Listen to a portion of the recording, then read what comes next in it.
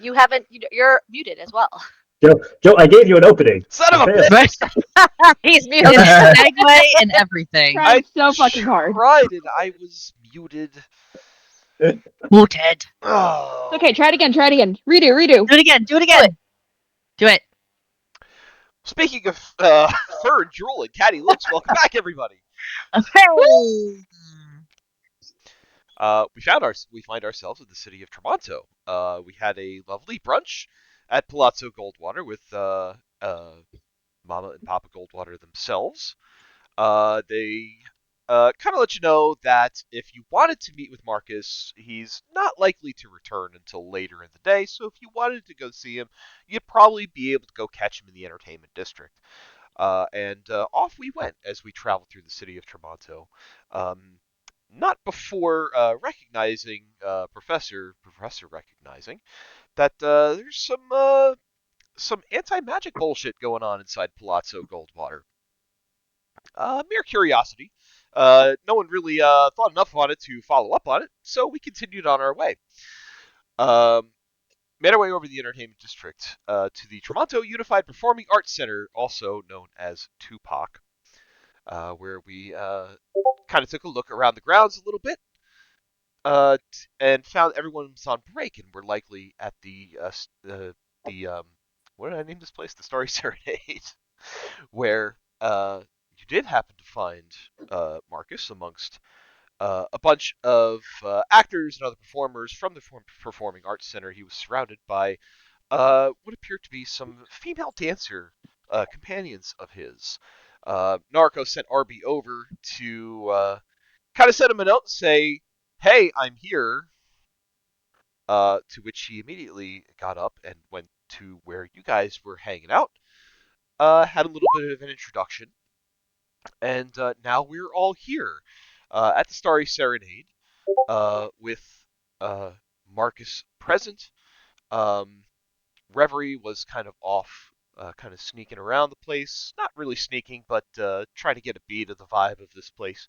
You guys picked up some other information. Apparently, the Red Hoods have been making some trouble in this place, so you have your own suspicions about that. But we are back at the Starry Serenade. And before I bring you over to the map, before my voice gets all robotic, um, Marcus will kind of look at you all and he will kind of say, "So, um, I would love to show you around Tremonto if you would like. But have you guys been here long? Have you seen anything around the city yet?" We had breakfast with your parents. Uh, right. We pulled into Palazzo Goldwater earlier this morning. Thus far, we just had a lovely walk from there over to here. Passed by the governmental center, crossed the Sunset Crossing. But other than that, no, we've not really been shown around much. Are you sure that you have the spare time to play tour guide, though? You seem to be well immersed with the Actors Guild here. Are they your special friends? Oh, well, I suppose more acquaintances than friends, but we meet here quite regularly, so I'm sure they would not miss my presence should we leave. If there is more of the city that you would like to see, I'd be happy to do so. Well, then I would be most delighted to have you take me to whatever locations here you feel are most important to see. Well, great. Shall we be on our way then? And he will kind of offer his arm to you, Narco, as kind of like like an escort. Like a gentlemanly type thing. Yeah. Uh, before she takes him up on that, she will ask, "And good sir, is this to be our first date together?" Well, Unless you want to involve all of your companions in this first date. Although I will say that our first actual date will at least have one chaperone on both of our sides. Narco kind of flicks an eye over towards Brutus. Noted. She will kind of rise and take Marcus's arm and sort of give a glance towards the rest of her companions and say, I will leave it up to your discretion whether or not you would like to accompany me and Marcus or get into some mischief on your own merits.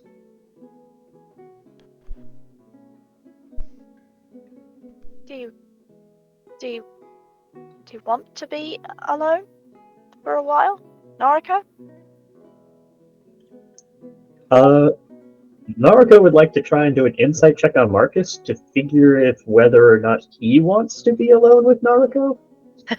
Oh god, all the insight checks. Do I hold his hand now or later? You don't got enough inspiration for this. Yeah, go ahead. Give me an insight check.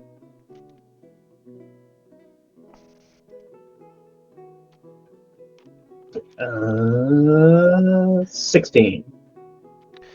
Out of 16, I think you get that he's kind of leaving it up to you. If he seems to be, though, hinting more at if it were to be like an actual date that that would come like in the evening. You know, your typical like stereotypical like Night out for dinner and in the show kind of thing. Yeah, that kind of thing. So if you want this to be the first date where it's just you and him and your chaperones, that would be fine. If you want to bring your companions with you to kind of see around the city, it seems like he wouldn't seem to mind that either. So, yeah, I guess in a way, not in so many words, but indifferent. Gotcha. Nariko will err on the side of letting her friends come with, if for no other reason than Marcus's tour might help them to know where they might have interests here in town for times when Nariko is on her solo date with the pretty boy. Sorry, could you repeat that? I had to plug my headset in. Yeah. Nariko would like to bring her friends along, if for no other reason than they can sort of get the Marcus tour, and then later on when Narco's busy with her date, they know about places and things to do around here.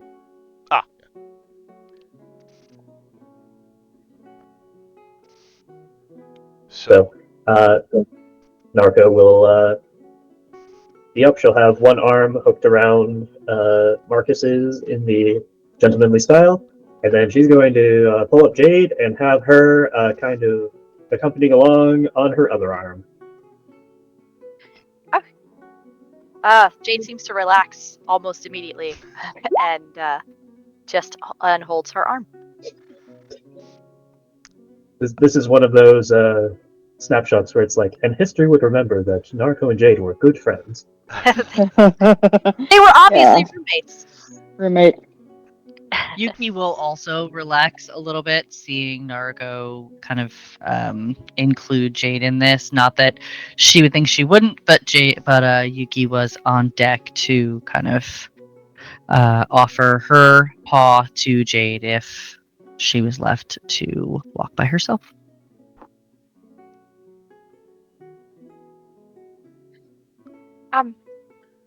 It's really nice to meet you, Marcus.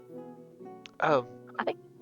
Likewise. And he looks at Naruto and says, "Is she to be your chaperone?"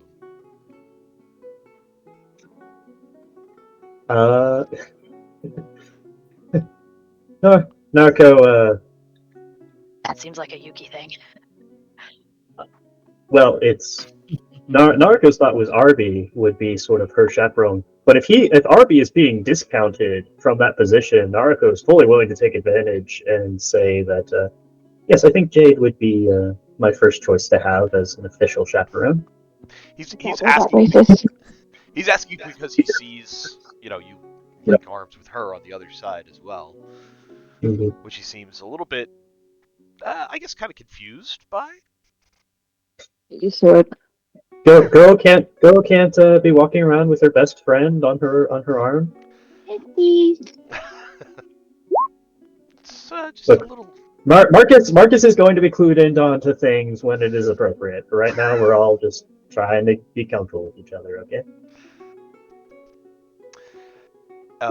As Reverie walks up to the group, you see Marcus starts to take a step out, but as Reverie approaches, you see Brutus swiftly kind of steps in front of you between you and Reverie, and he just kind of stands there and crosses his arms. Marcus takes a peek around Brutus, looks at Reverie, and says, "You don't look familiar. I haven't seen you here before, and I know pretty much most of the She's people off. that come through here."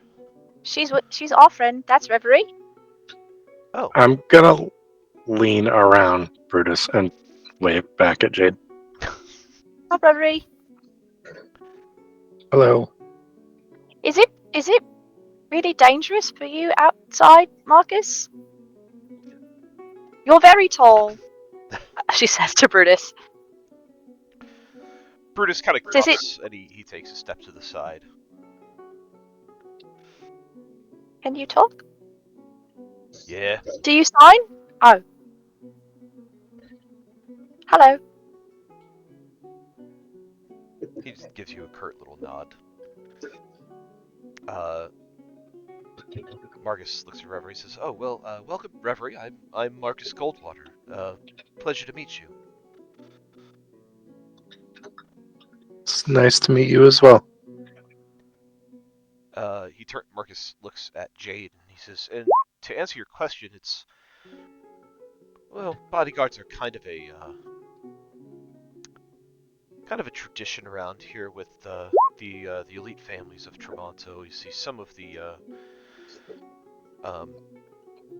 residents of Tremonto, especially those who work for us, some lately have been a little disgruntled. They feel that they're being treated unfairly, although I assure that we pay them the best wages that can be paid.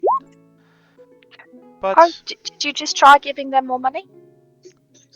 they're I found that sometimes with the goblins, you just give them more money and they're very happy. well, if we give them more money, then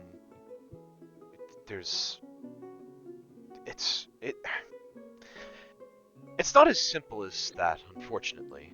There's a lot that goes into it. I don't really handle the finances myself. That would be more of my uncle Oliver. But needless to say that some of the people have grown a little bit restless. But we do try to give back to the community in other ways where we can, such as sponsoring the regatta that's coming up in a few days. The party? I suppose you could call it a party. It does bring the whole city together.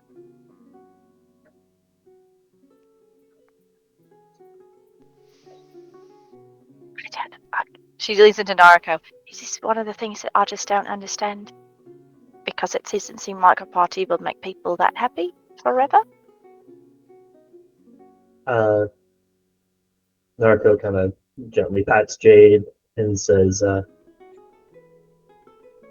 "Yes, my dear. I'm afraid this is one of those convoluted economic things that you haven't had to deal with growing up." Oh. I can just start taking mental notes of things that don't really make sense, and later this evening when we're having tea, I will be happy to go over each and every one. Okay, I can do that. Just Jade's notebook. Topic 1: capitalism. Why? Why shiny rocks? Why not just give your shiny rocks to people who want to have shiny rocks? It's the whole thing about Dalvash trying to explain economy to Haska again. I love it. Because that went so well the first time. Right? Ghost enjoyed it. Jade understands the concept of money. She just doesn't get why it's a thing. Reverie's going to look to Marcus and ask, "Are your two special friends not joining us?" Oh, no, they will be going back to the theater once their break is done. They will be going back to rehearsing, so they will not be following with us this afternoon. She shrugs. Aside Alright. from the, I guess the touch of civil unrest, you could call it.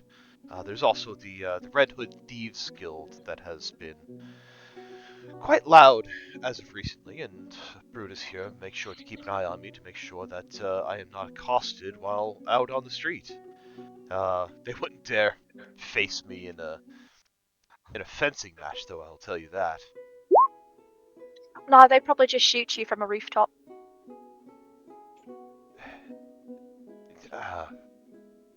That's very blunt of you to point out.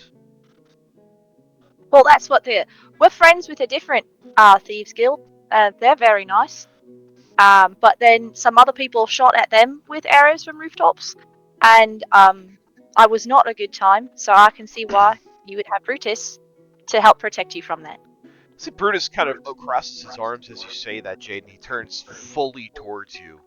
Marcus kind of like pulls back a little bit as he kind of still holds on to Narco, and he turns to Narco and he says, "Did she just say you are friends with the Thieves Guild?"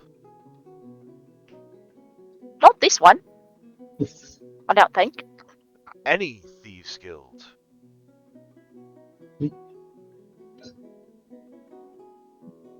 There was a similar case of civil unrest in Red's Wharf while we were trying to secure passage out from the city. It turns out that the local thieves guild was being framed by a rather nasty group of cultists. They wound up reaching out to us for assistance, mainly because the cultists in question were becoming a very present danger to the people around them. So, she sort of like gives a disinterested shrug. I have no particular love for their methods or way of life, but they were able to point us towards and provide information for dealing with a much more serious problem. She sort of gives a smile and says, Jade is a very friendly person, so more or less anyone who we've met and have come away either having helped or not getting into trouble with, at least she is quick to call friend. But no, I have no dealings with these people after that incident. The enemy of my enemy, eh?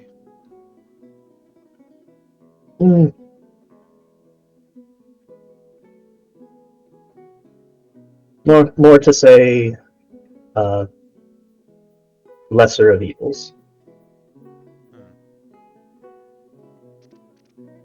Well, you must be relieved that you will not have to deal with things like that anymore. Oh. So I take it that the Red Hoods are well in hand, and I have no need for a chaperone on the streets? Oh, no, you very much have a need for a chaperone. The guards do what they can to try to keep the Red Hoods at bay, but they are insidious. Then it sounds like I should still have to worry about that for a while longer. Did you try making friends with them? Marcus gives you a very cold look, Jade, and he says, no. Oh, you probably should try. Why would we try to make friends with those who try to steal from us? Maybe they wouldn't steal from you if they were your friend. There is no honor among thieves. They have no scruples. They're not...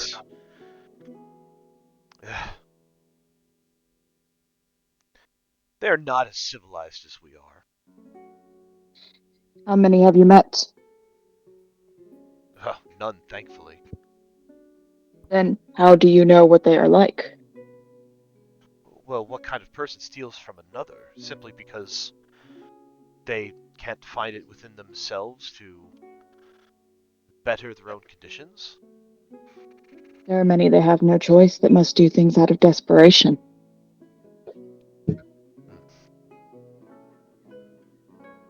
Well, either way, stealing is wrong. Death too is wrong to many people, but it is a necessary part of our life and a continuance of our cycles. Says the giant death centaur. With the giant bone head! Come on, man. Marcus kind of clears his throat a little bit, and he says, "It's quite a big jump from thievery to death." What happens when the thieves are caught? Could you repeat that? Not so big a jump. Kind of cut out on me. What happens when the thieves are caught? That honestly is none of my business. It is none of your business, but you still resent them so, to not even know them. You would give mercy to someone who would steal from you? I've given mercy to many. Well, I guess that just means you're a better person? I'm not a person. I didn't think so, but I did not want to insult you. He's a centaur. Yes. Well, how about on to more, pleasant things? Is there anything that you would be interested to see in this city? Anywhere you would prefer I show you first?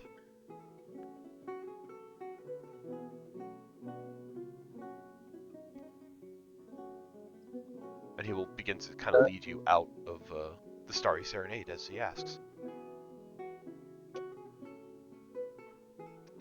Why not? Why not up at the shipping district, where all of the work is done for the Goldwater Company? Yes, I suppose that makes sense. You would want to see our family's operations. You could even meet Uncle Oliver. I'm sure he's there now. Jade reaches up to touch her earring of message to message Reverie. She just says in the message, "I liked him better in his letters."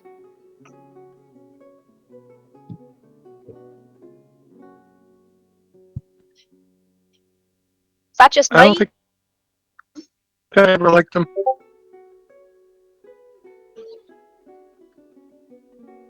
Say that again.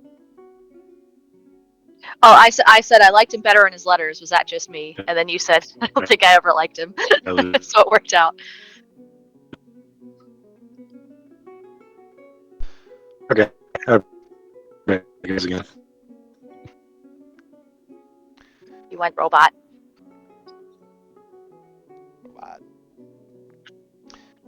Right. Meet well, more.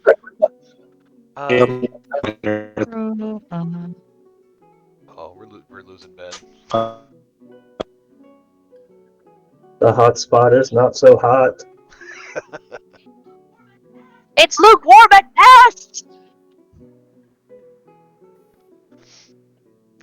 You can see as Marcus gets up and starts to lead you out. If you look back to where he was sitting with the performers, the women that he was sitting with, they all kind of start to lean into each other, and you see they're passing some whispers between each other. You see them start to giggle as they watch you leave. Yuki will eyeball waves. every single one of them that giggles. Jade waves at them. Just bye. As you kind of catch eyes with them, they just kind of roll their eyes and shrug you off. At Jade or Yuki? Both of you. She'll arch an eyebrow, smirk, like you're Oh. not even worth my time, and walk away. Jade looks at where they're trying to look at. Is there something cool on the ceiling? No. I don't know what they're looking at. I missed it. They don't know what they're looking at, Jade. Keeps walking. Well, I did seem to be trying to find something. Maybe it is something witty to say. Oh no, I think they're talking to each other.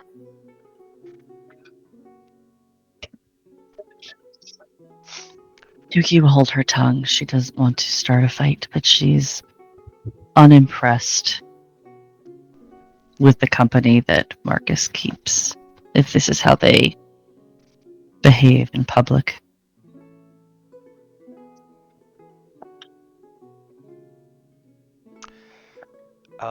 So Marcus leads you out. As you guys exit the Starry Serenade, he begins to walk to the north towards the shipping district. He kind of leads the way, and you notice that Brutus will kind of stay at arm's distance to either side. You can see Brutus kind of regularly scanning the crowd as they walk through, but the crowd around here they're typical people. They are kind of going about their business. They don't really pay you much attention aside from the strange looks you guys get every once in a while, kind of in Ren's direction as a walking centaur skeleton. Partial skeleton. Partial skeleton. Skull. As you make your way out, I want to ask, since we haven't heard from him in a while, I want to ask Professor what he's up to and how he's doing. He's just following along at like a comfortable distance behind. He's very like, this is weird. This is weird. Oh, weird. This is weird. All this is weird. That guy's weird. Those people are weird. Those are mean girls. They're not weird. They're pretty normal. But that's probably the most normal of everything we've seen around here. You can expect mean girls everywhere. You don't always find weird Marcus, weird Brutus, weird Goldwaters with weird spell-filled nullification crystals embedded in their walls.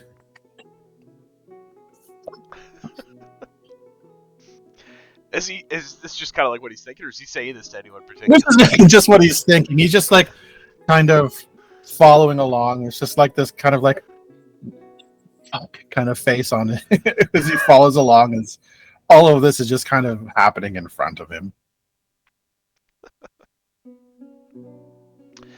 So Marcus will continue to lead you up towards the shipping district, and on the way there, he'll make kind of small chit chat with you guys.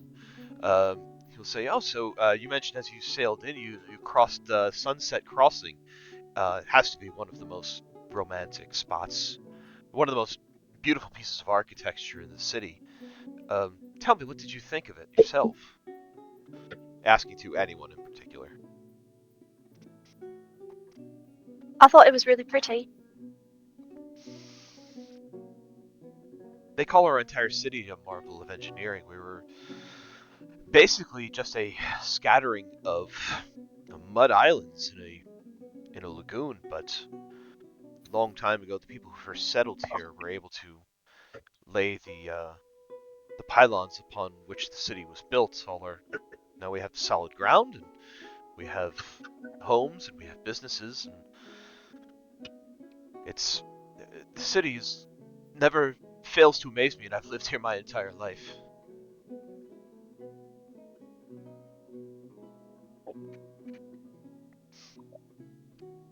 It's really Aren't you something. worried it will? God, Jade. It's just she's just agreeing that it's really something. Aren't you afraid it will sink back down into the mud?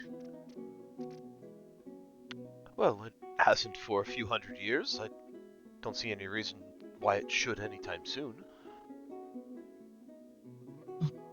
A lot of faith you put in some pylons. Well, the the evidence is in the results. She shrugs. For now. You're skeptical.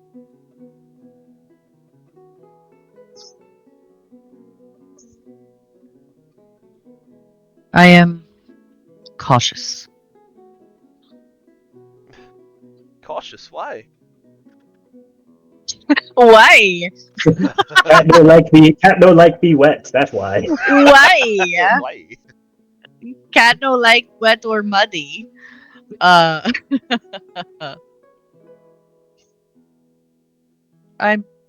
cautious because there are things we have seen and come across and experienced that in any other situation would also have been considered firm footing, let us say. But those are stories for another day. Please do not let me interrupt.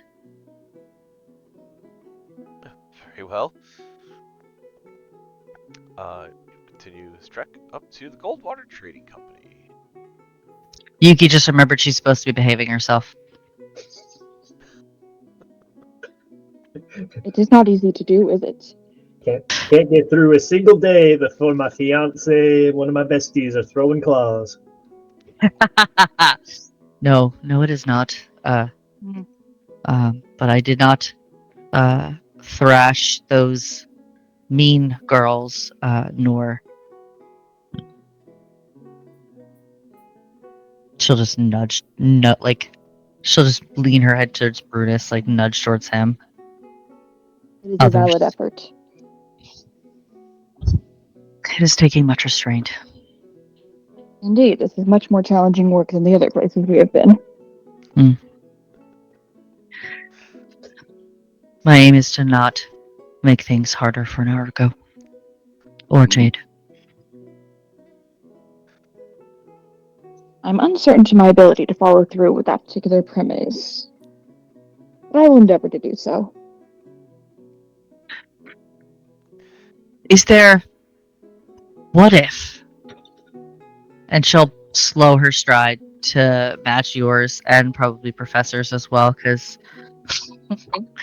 Troublemakers in the back. If anyone's gonna fucking cause trouble, I feel like it's probably the three of us. And I think Yeah, she'll okay. slow her pace and say, what if there was some phrase or way that should we get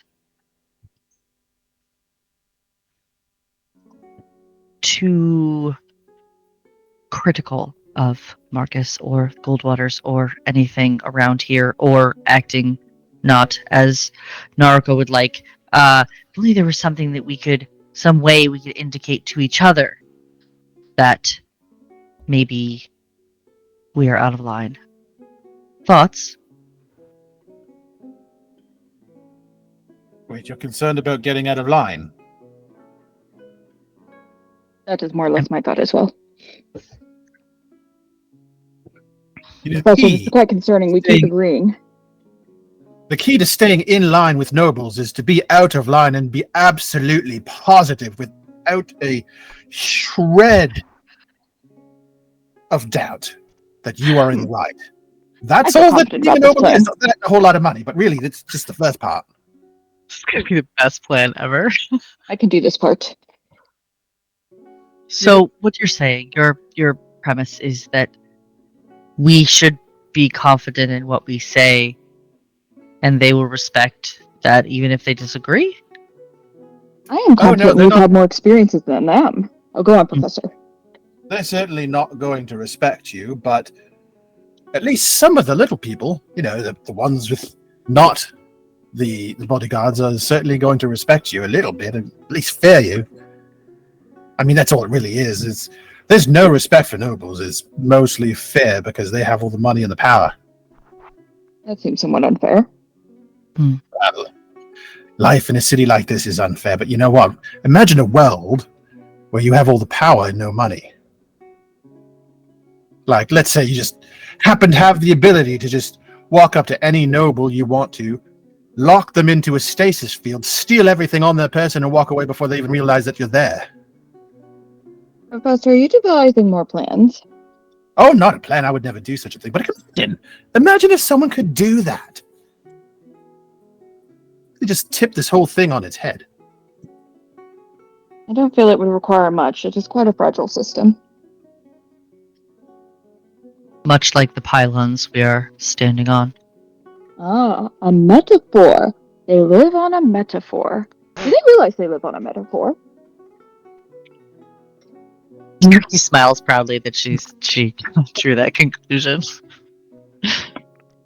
As fun as all this is, this all sounds like a lot of fun. It really does. But I think that for the sake of Naruko and making sure she gets what she needs, we need to at least pretend like we're not looking for trouble, at least for now. At least till everyone's wearing a mask except for those two, and then something inevitably happens, and then we can just go, how did the youth say it? Balls to the wall. How would holding balls to the wall help in a fight like that? Have you ever held a ball to the wall? I have not. I have no idea what it means, but it sounds really impressive when someone says they're going to do it. It does not sound impressive. Well, when we go all out and you say you're going balls to the wall, you're going to feel really badass. I will not be saying that. He's going to say it. I will not agree. be saying that. He will say it. No, I agree. As with my original premise, I do not wish to cause any issues for Naruko while we are here. How about this? If I begin to get out of line and start to ball to the wall, one of you starts coughing. But what if we actually have something in our throat and we have to cough? I do not believe I'm capable of coughing. That could be complicated if I choke on an apple. You know. I have a more important question. Oh? Yes, Reverie. Alright, so we're not going to do anything to, disrupt Naruko's plans. Well, what about Marcus? Because I really don't like him. And I know I probably shouldn't be saying that, considering I just met him. At least you've met him. We have a Build whole the lot walls of to the wall, Marcus. I will not stop you.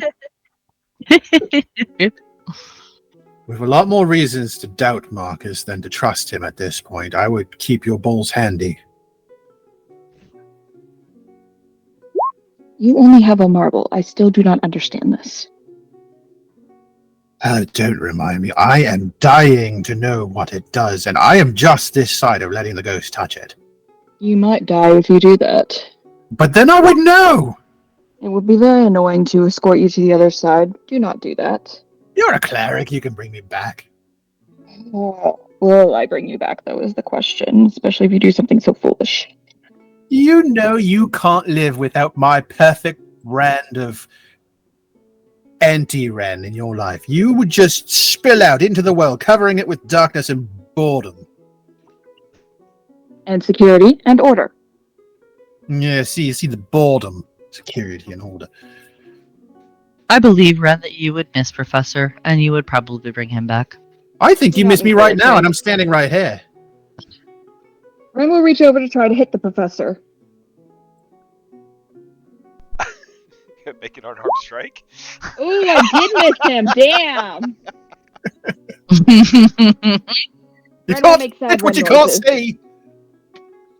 I imagine Professor doing this really suave dodge where he kind of just twists one way, he's stretches back and just slicks his hair back. Oh no, he would Sad Ren absolutely noises. just sort of casually dodge to the side and reach in and tickle under Ren's armpits as his arm is outstretched just because that's the type of friends they are. I do not appreciate you. That's friends. To Reverie's point, it is a very valid point. I do not find myself impressed with Marcus or Seems his lack intelligence mean girls. and discernment. You know, when Naruko breaks off with Marcus to do their date thing, I should like to see if we could find a spell shop somewhere with spell scrolls. I think that perhaps getting something like a change faces would be handy, especially in a place where identity and having everyone recognize you is the basis for all the power in which you hold.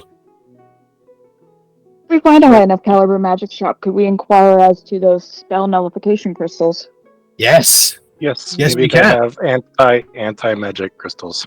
Now that is a plan. and those do exist. I've seen them.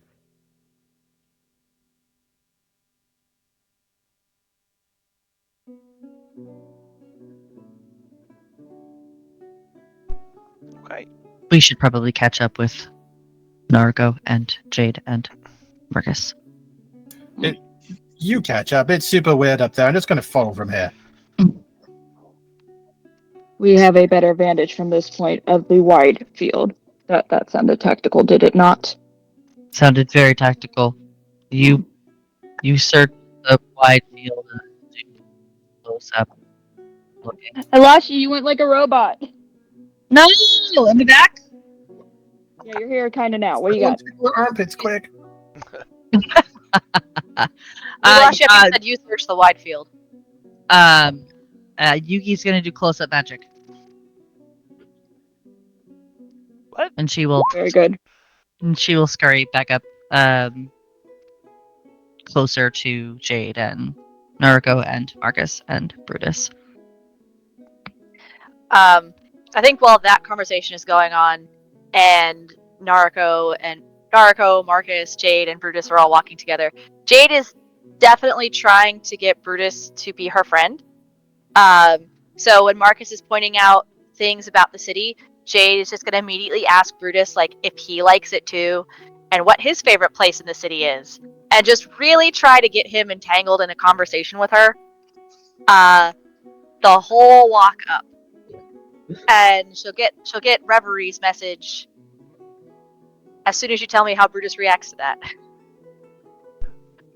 Brutus is he's pretty stoic.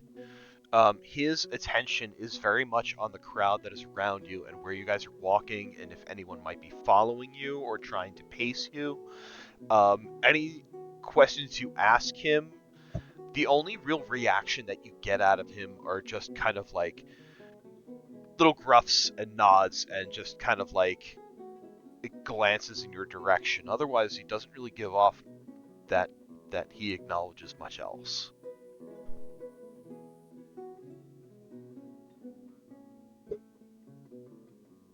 I think you're muted. So she'll get that message. She'll get that message from Reverie, and she'll just say things are going pretty well.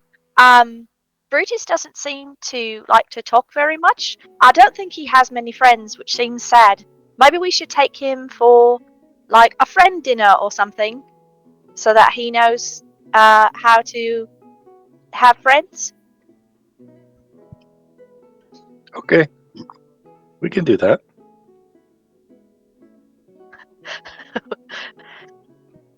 Hey, that sounds nice. I bet he'd appreciate it. Maybe we can get him a cake. All right, I'll keep an eye out for bakeries. Brutus, do you like cake? And that's a conversation that just happens.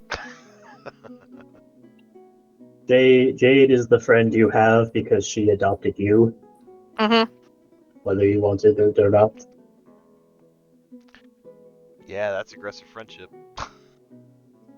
He seems lonely.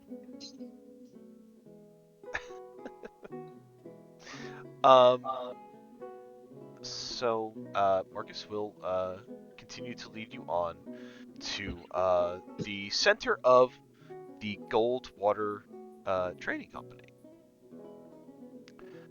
You approach this imposing-looking building. It has kind of like walls surrounding it, and in the center is a building that seems to house like a bit of a warehouse and other like offices and things like that. And as you approach, there are several like city guards that are kind of posted at the gate. And as they see Marcus and Brutus approach, they kind of make way and they give him a nod and they say, "Good afternoon, Master Goldwater." And he gives them a nod. "Good afternoon." Says, "This is Miss Narco von Grutzner. She's my fiance and her entourage. We are here to see Uncle Oliver." And they kind of look at each other and they nod and they say, "It's your building, and you can go wherever you like, sir." Marcus just gives a smile and escorts you all inside.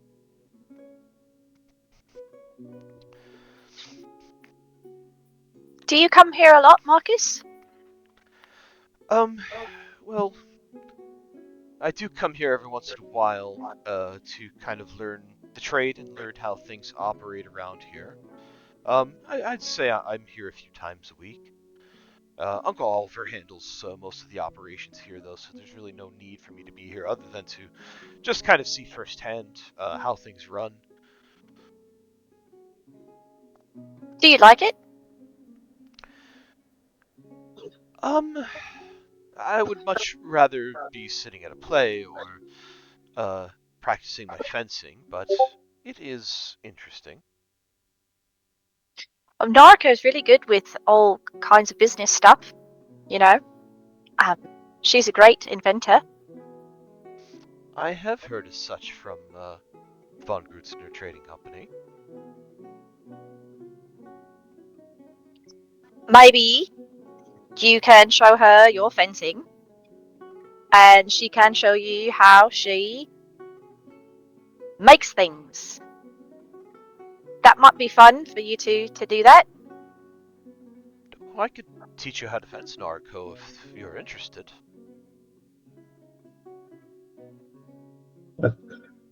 Yeah. Just Things- picturing Narco just impaling Marcus on accident because she's just so good. She doesn't know it yet. Narco, she smiles and says, that might be a worthwhile activity if things around here are quite as dangerous as you say. And I can't rely on my self-defense firearms for every occasion. They'll sort of pack at the little dainty might not be the right word, but it is a very fancy pistol that she has sort of tucked into what's almost like a little purse strapped to her waist. Like a great deal of effort has been made to make this firearm properly fashionable for a high society lady, as that is part of their marketing for it. So it's like you don't even have to put any bullets in if you don't want. It's just a fashion statement, girl. Look how fancy it is. Look how it accessorizes with your outfit. Purse gun.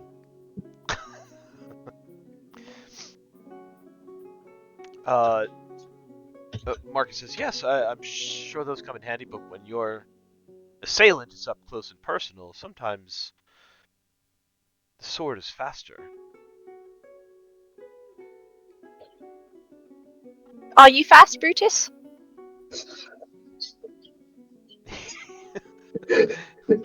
Jade is just a rogue sneak attack for conversations. Yep. He looks at you, Jade, and he says, "Don't have to be."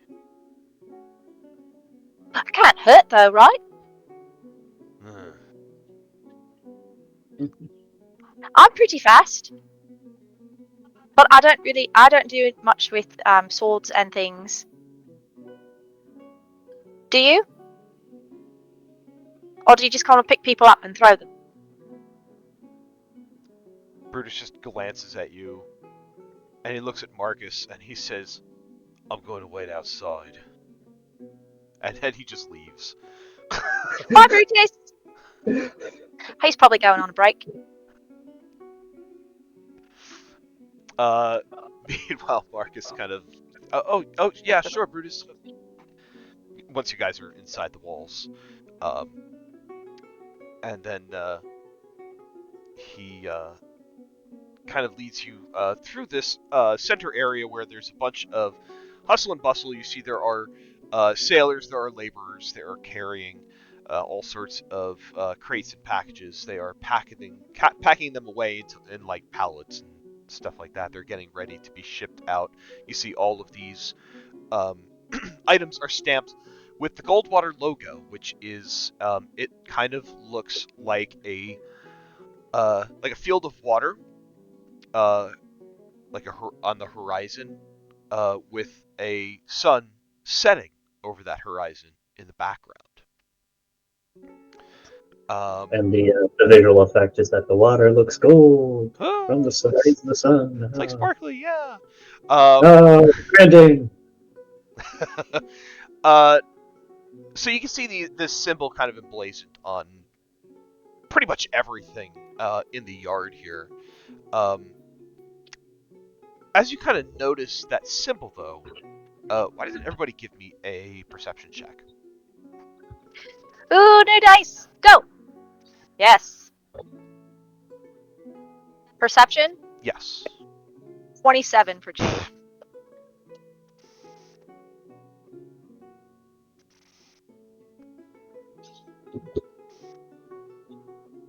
Oh, no apples distract me. I'm on point now. Woo! Get it!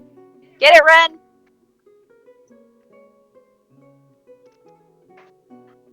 Nat 20. God, even on a nat 20, Jade's is still higher. Yeah, if I had rolled a nat 20, it would be higher still. Crazy. There are some things I'm very good at. I just don't understand it when I see it. Look, give me an Arcana check. I'll break the 40 barrier at some point. I believe in you, Nariko. You can do anything.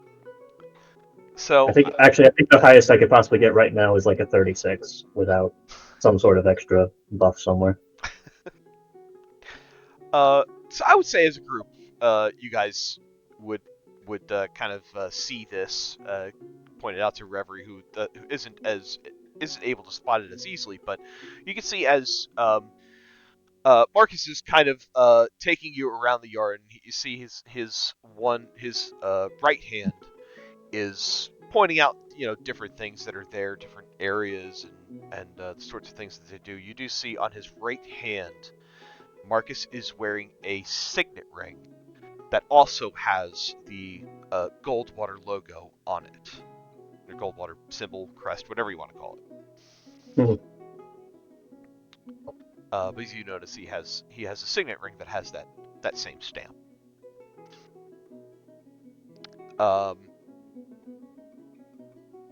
A little bit of information. Pack it away. Do what you will with it. Steal it. Nariko also has a signet ring. That's just a thing nobles have. Yeah. He's not wearing anything else that shows him as a Goldwater, though. Just the ring. Just the ring, yes. Okay. Well, that would be the only thing on him that has any kind of symbolism on it. He looks fancy. He's a fancy man, but he's that's the only thing that's showing him off as a Goldwater is his signet ring. Okay. Yes. Good to know.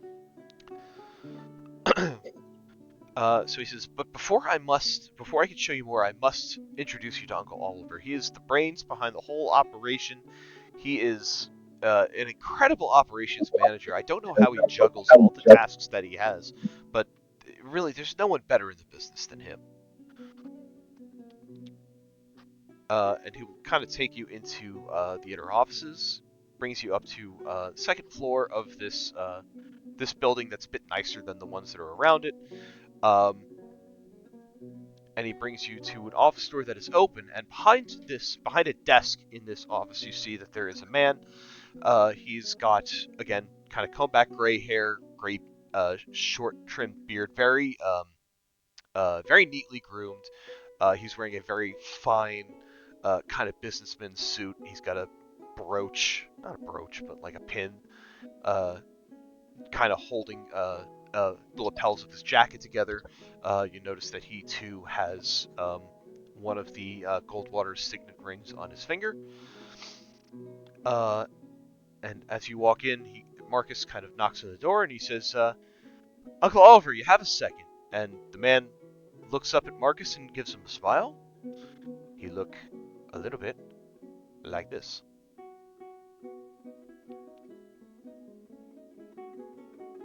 You can't fool me Narco with married the Alistair with a beard. Hot, Narco, marry this one. But is he a top? He looks like it. You can definitely see the family resemblance with this guy. He kind of stands and he goes around the desk to go greet Marcus, and he says, "My dear nephew, of course, I always have a moment for you." And he goes to give Marcus a hug, and he turns to the rest of you guys, and he says, or actually, he turns to Narco and says, "And you must be Miss von Grutzner."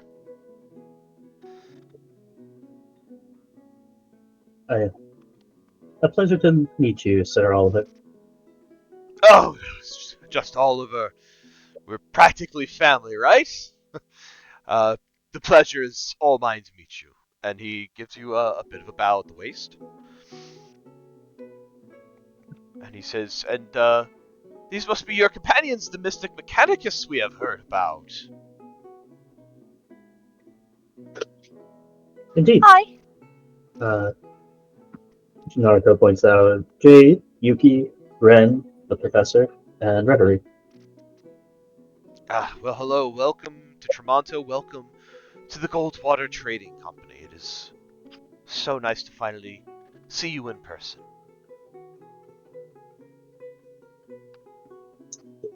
When Marcus offered to take us on a quick tour around town, this was one of the places I was most interested to see.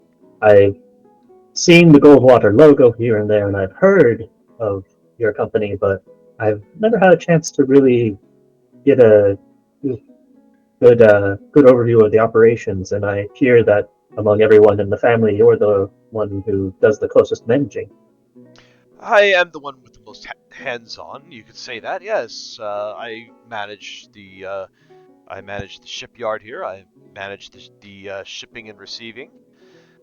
We trade goods from all over the continent. They all come right through our yard here, and we help to buy and sell them to our trading partners.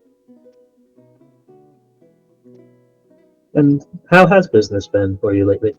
Oh, well, as you can see, and he kind of motions out to, he kind of walks over to one of the windows in his office where that kind of overlooks the yard. And again, you can see just the constant flow of activity that's going around this place, of ships being loaded and goods being brought in, repackaged, shipped out. He says, "We have been quite busy. This last year has been one of our best years ever, I'm proud to say. Oh, So business is quite well." to what can you credit this sudden upturn for your fortunes?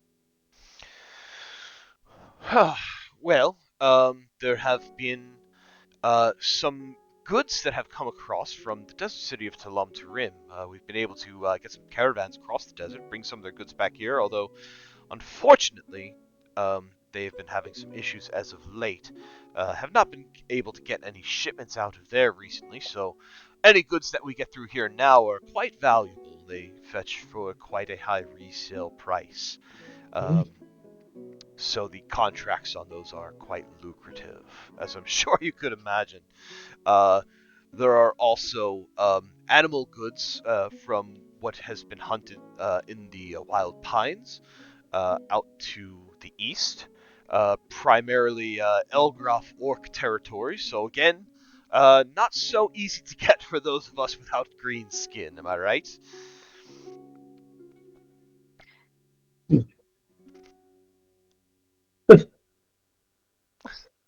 Narco will Jade, sort Jade, of. Jade looks like she's about to say something, and then sees Narco look at her. Narco just sort of gives a nod and says, "Yes, I've been having some opportunities to learn about the border tensions between Donamar, Elgroth, Tremonto, Talam Tarim. It sounds to me like you credit recent successes to being more willing to uh, cross those more treacherous borders despite the unrest in pursuit of lucrative deals." That would be mostly correct. I like to think Tremonto is the linchpin that holds Admiral together. Uh, we have been able to broker quite a few trading agreements with several of the different areas throughout the continent, and I guess there are others who are more interested in power than they are in trade, and we find that you tend to catch more flies with honey.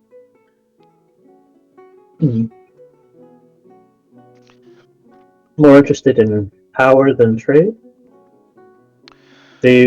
Oh, Are you, well, like take Donamar for instance. The King Donamar up there, he wants to take all the lands for himself, but he doesn't realize that there's more profit to be had if you are able to negotiate with your neighbors rather than simply try to conquer them. Who wants to rule over a wasteland?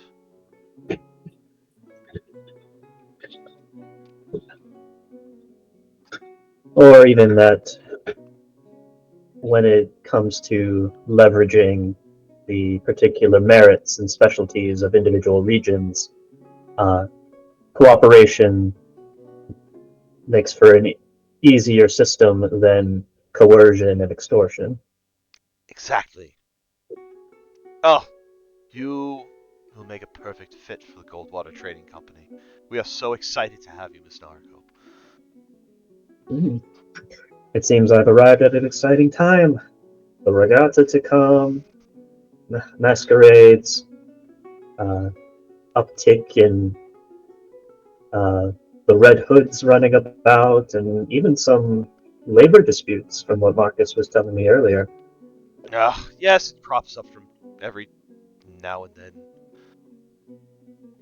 But we do our best to remind our people that we treat them the best out of any of the elite families here in Tremonto. And we give back to the community in ways such as the regatta that will be coming on Wednesday. Oh, by the way, are you planning to sail in the regatta? Or any of your companions? So I wasn't aware that it was an open competition. Yes, anyone with a boat and a crew can drop it in the water and have a go at it. Oh, well, I'm afraid I don't exactly own any of the canal boats that are in use around here. Well, I'm sure we could fix that if you have the desire to do so. We have a few of the riverboats. We will be entering a few of them ourselves, but I believe we have a couple that are currently unused. If any of you are interested in captaining and rowing.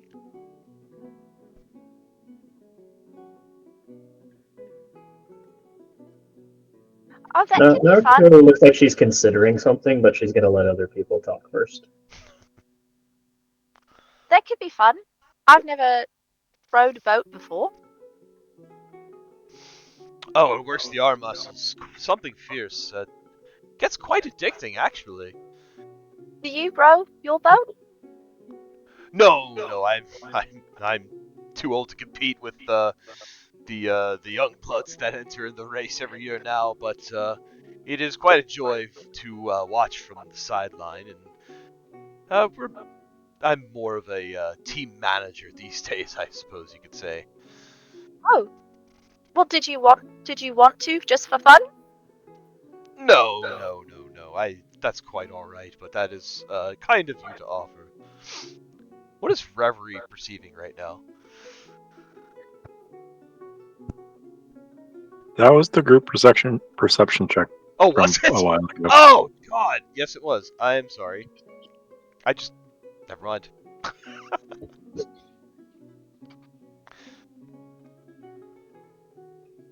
Naraka will say, there was actually a boating race held during the festival at Crystal Cove when I first set out for my journey. We used it as an opportunity to showcase a project we're working on, a small boat with a steam engine installed to use the mechanical power to move the vessel at quite a nice clip without the issue of reliance on the correct winds or constant exertion from rowers. Uh, I I'm a little intrigued of the idea of replicating that here, but I don't know if just 2 days would be enough time for me to get something like that rigged up to go. Oh, I'm sure a mechanical motor is nice and efficient and will get you going get you there as fast as you like, but the regatta is more about tradition. There's more fun in powering the boat under your own manpower, and guiding a rowing team across the finish line. It's quite a rush.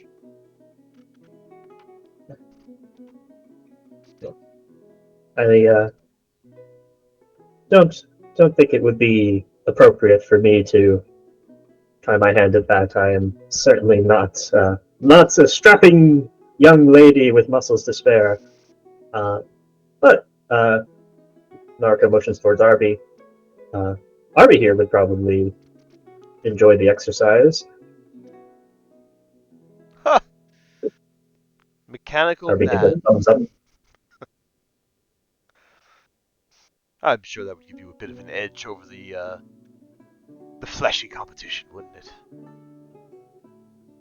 Maybe you could teach us how to row. Well, had I the time, my dear. But I'm sure there were plenty in the Goldwater residence who would be able to take that up for you. Are you very busy all the time? The shipping business never stops. Oh. Do you need help? We have quite a few hands on deck. If you're looking for a job, I'm sure I could put you to work. Oh, no, it just I don't sleep, but most other people have to, and that seems like a lot if you don't rest. Don't sleep, huh? I could certainly use that on the overnight shifts.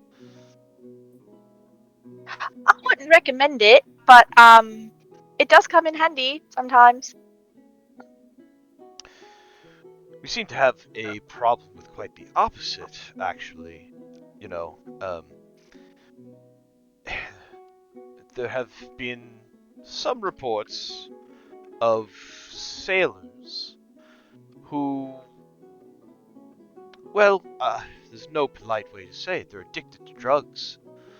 There's a drug that's been going around the shipping district that puts them into a narcoleptic state, and they just stay sleeping as long as they keep taking it. And there are some that even microdose with it. They call it twilighting.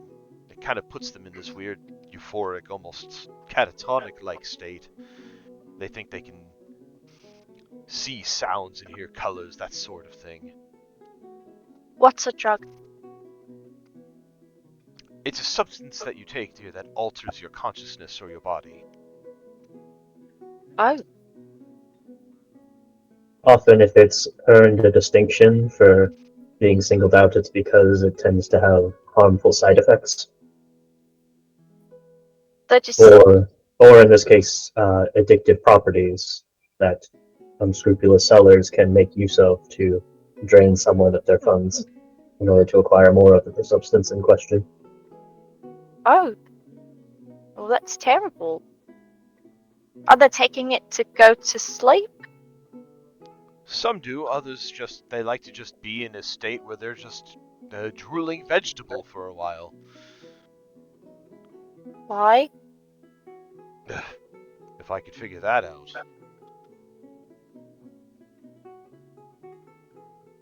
What?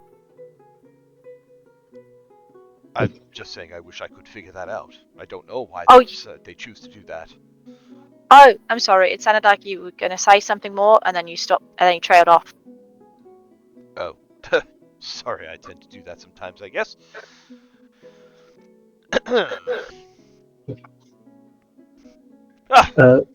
Yes. Mr. Oliver, would you perhaps have a moment that we could stop by down the docks? I was very keen on some of those ships that you have in construction down there. Yes, of course, yes, let's go now.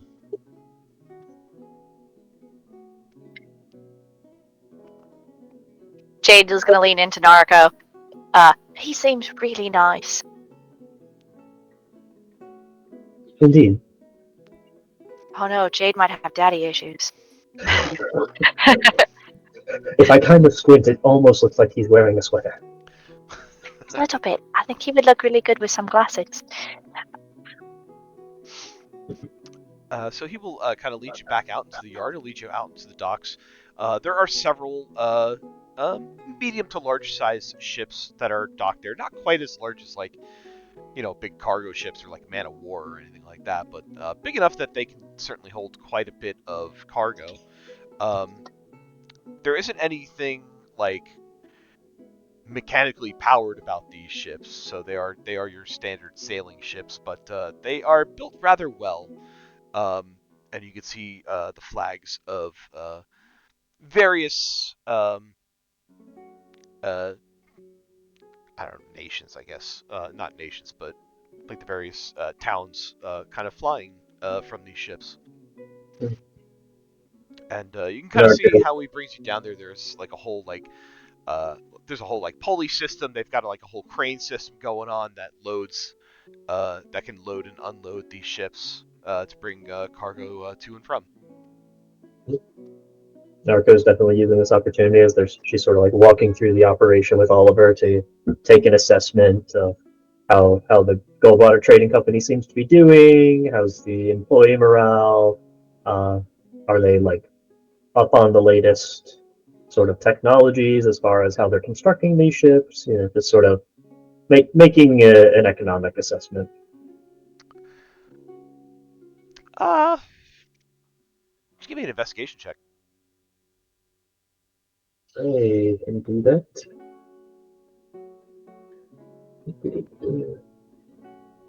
Investigation.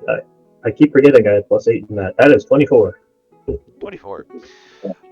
So the crews that are kind of loading and unloading, the ones that are actually like shoreside, they are. You can kind of tell that they are keeping themselves busy. It's a job. None of them are really like passionate about shipping, but they're kind of doing this to get paid, which is kind of what they're all there for. Ship side, they are your typical sailors that are overseeing what is coming and going from their ship. Nothing really remarkable there.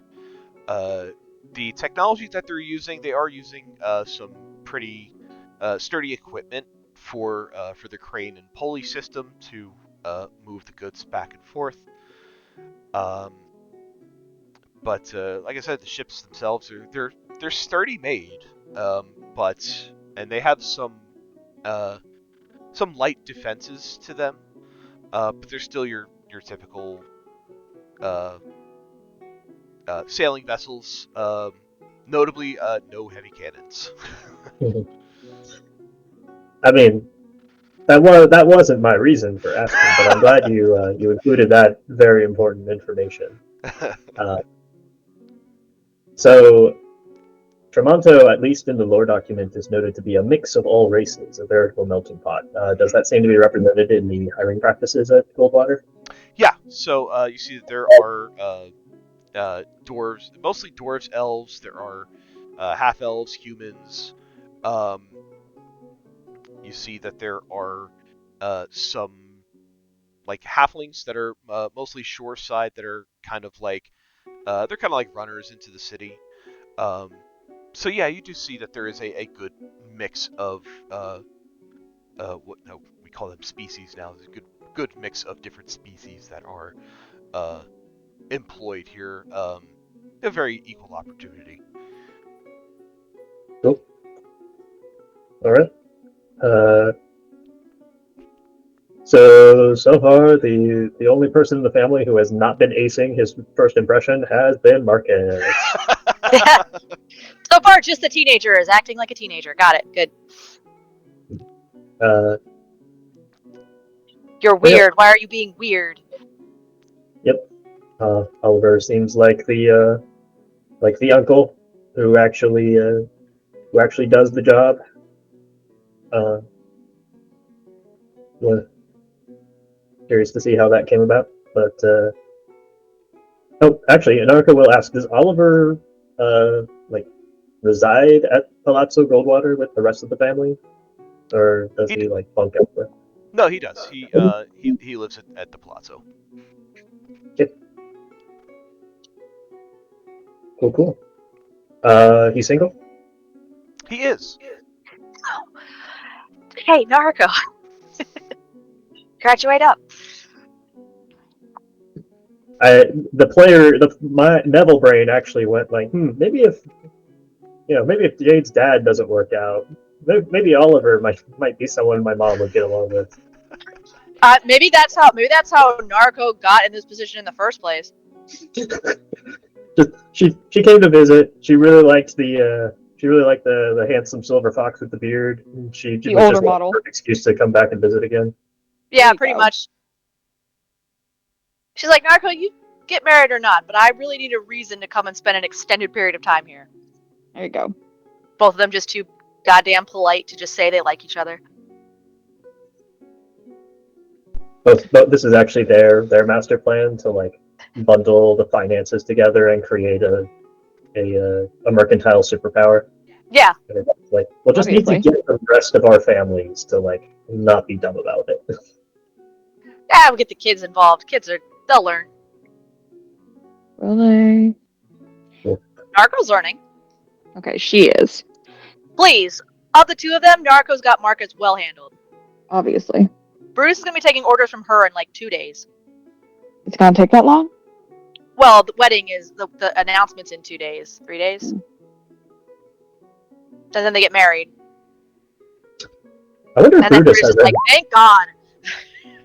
I wonder if Brutus has any family in Elgroth. Now that's a good question. Ooh, we should ask him. I wonder if Brutus is actually Yuki's brother-in-law. Oh, that'd be amazing. Do you know Gorak? Yes. What did he There's do? no way. There's no way he would know Gorak. Gorak is too powerful and Wouldn't that be a reason? Gorak has no family. He emerged fully formed from the earth itself. With a mushroom! Yeah. He was gifted on high by the gods as God's actual gift to women. Oh my God. and he's all Watch mine. Brutus like after hours, like after he's done babysitting Marcus, just is like, completely different person. He just goes out and he dances all night. Cute. Goes to like a rave. Get Breaks raped out. in He's Phantom decked out in Menace? gold and dark paint. He's leading a conga line. He's Okay, that I would lame. watch. Oh God, he's totally nuts. Gorak is so much more of a strong, manly man. You than didn't even Brutus. want to marry him. That's what I Listen. think. Now you're making Yuki? fanfic about it. Yes, she is. Yuki nor me handle situations under pressure well. Okay? Like when we are both put on I the know. spot, we fucking panic. I know. I'm well aware. So yeah. Hey, can I do I see anybody who's on drugs? Or high? Can I make a perception check to see if anybody's high right now? I did. Like in the yard or on the ships here? Yeah. So I, we're Holy up. moly. I would say on a 12, you do not notice anybody acting oddly or out of place or out of sorts or anything like that. Damn. Okay. All right. Keep looking.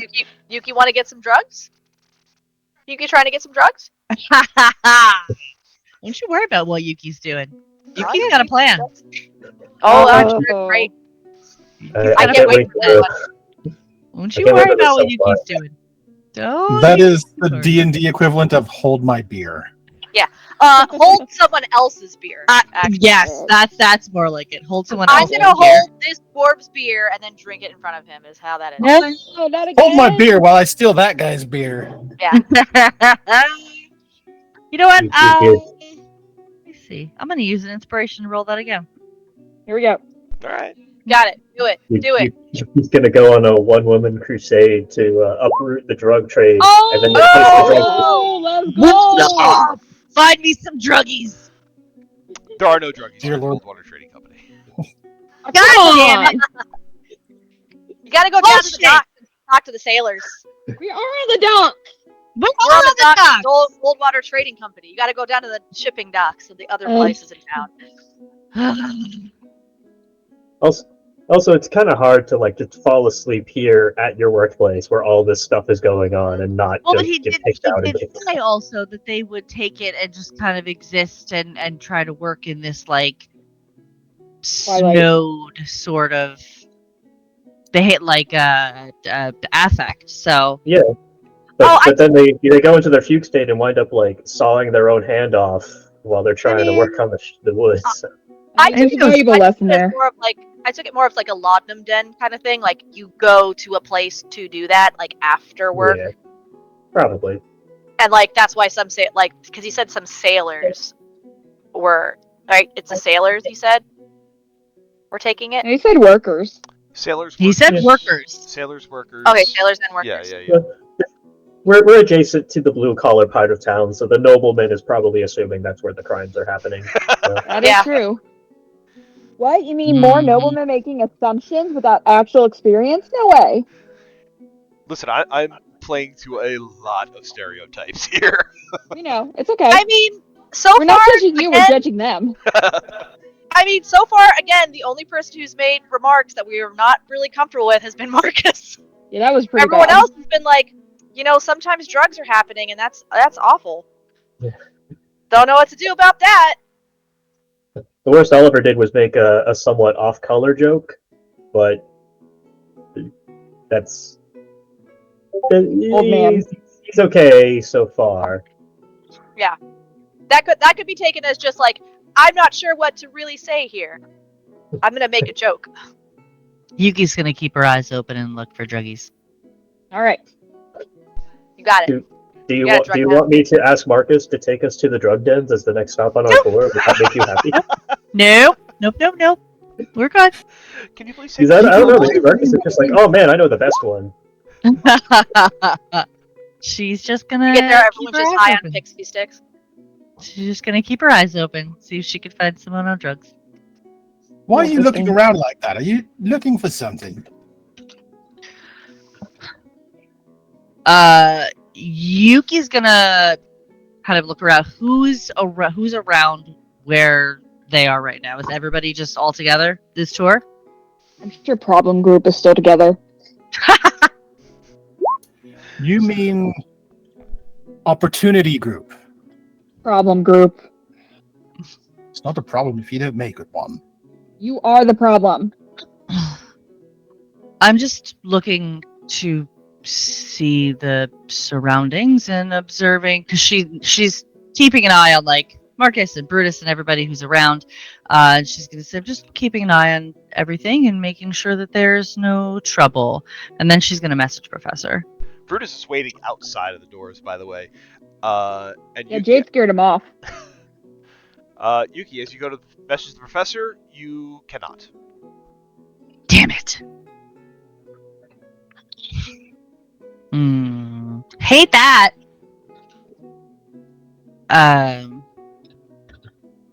We'll talk. Oh, wait, hold on. Is that like the message Like, is that a spell? She's got telepathic. Oh, telepathic. So, Oh, yours can then. yeah. Yeah. Telepathic. Hang on. I thought you were trying I to mostly message want to about know it. if she was doing some sort of somatic things that I would recognize that she's trying to do it. This is one of those fun things where the DM is like, how far into flavor versus mechanics do I want to differentiate quote unquote psionics? I love this This game. Let's go. Fifth edition is still kind of playing the coward and just being like, psionics are a thing. I'm like, and how is it any different from magic? And it's like, mechanically, it's not. It's like, then why are you making the specification? It's like, because it's its own thing.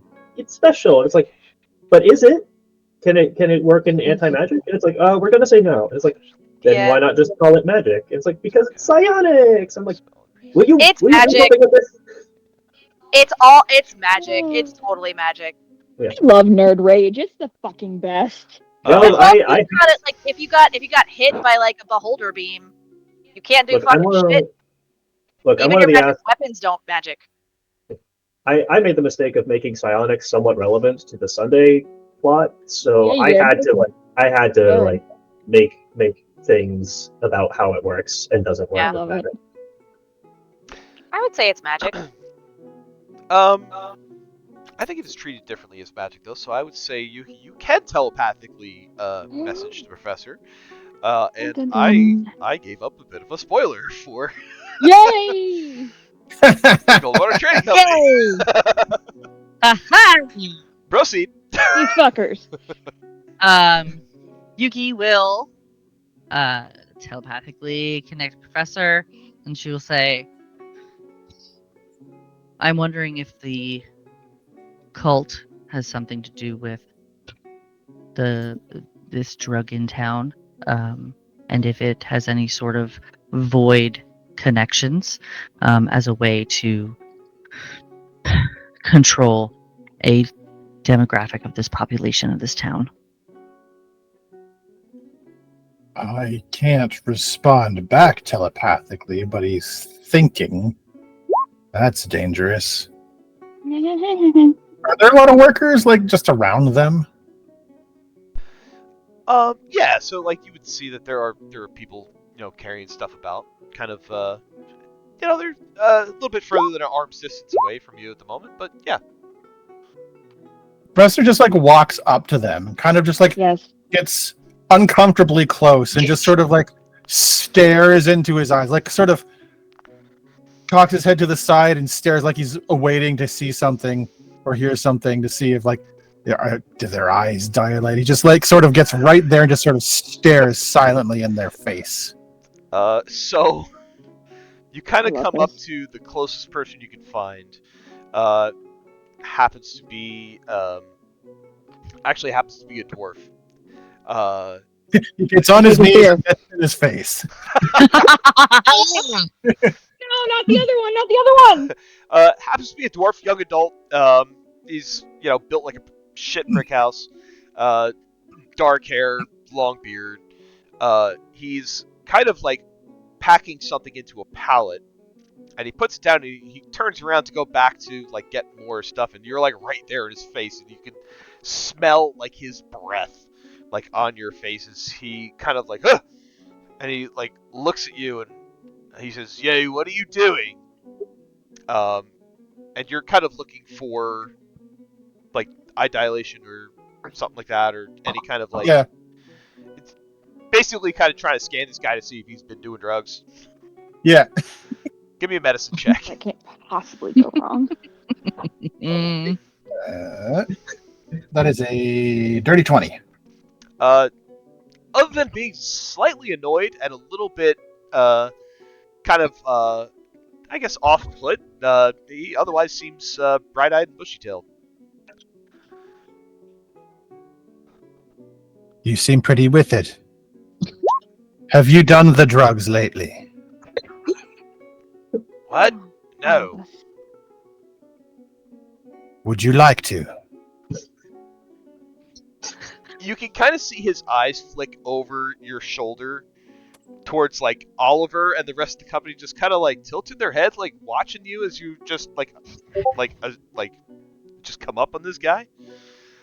You see his eyes flick over to Oliver and back to you, and he says, "No."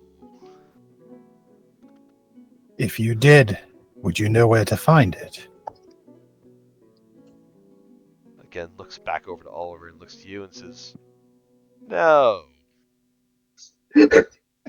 Insight check. Go ahead.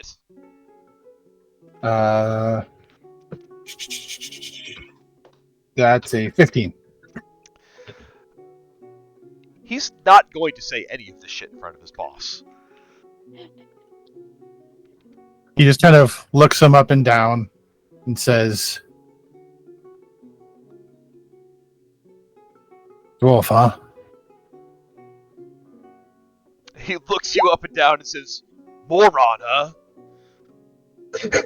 He kind of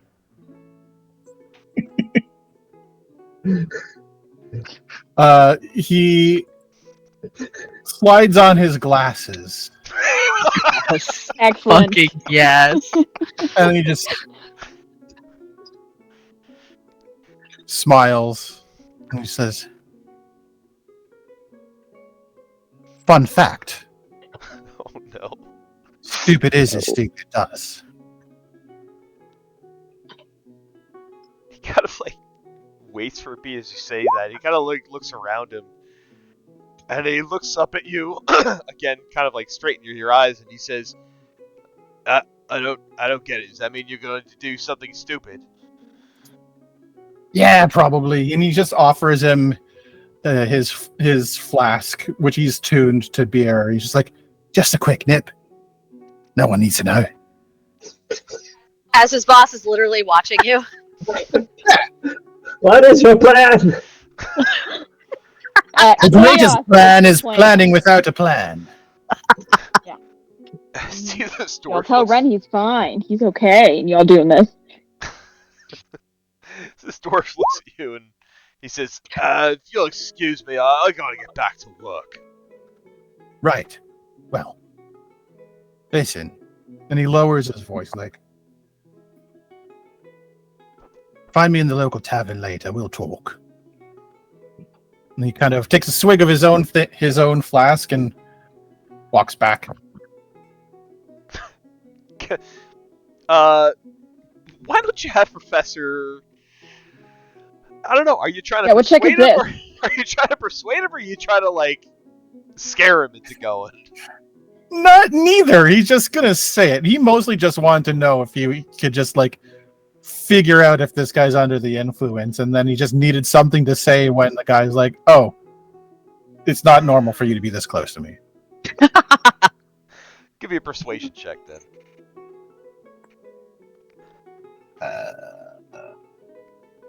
That's 16. He kind of goes, huh, "We'll see," and he goes off to grab some more crates. Yuki will telepathically connect with the Professor again and say, "Nod if that was successful and you got any information. Blink if it was unsuccessful." He shrugs. That tracks. Yuki just nods.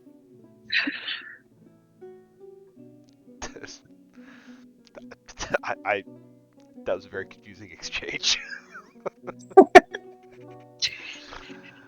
Yep. Is anyone else looking to do anything as Oliver's given the grand tour here? Jade's just trying to understand the things that he's talking about.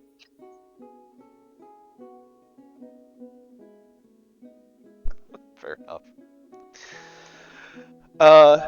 So after a while of Oliver kind of showing you around, and you kind of see how things operate here, and kind of the flow of the business, Oliver looks at Marcus and says, "Well, nephew, it has been great to see you. I'm glad you decided to come visit me. I do have to get back to some business, though.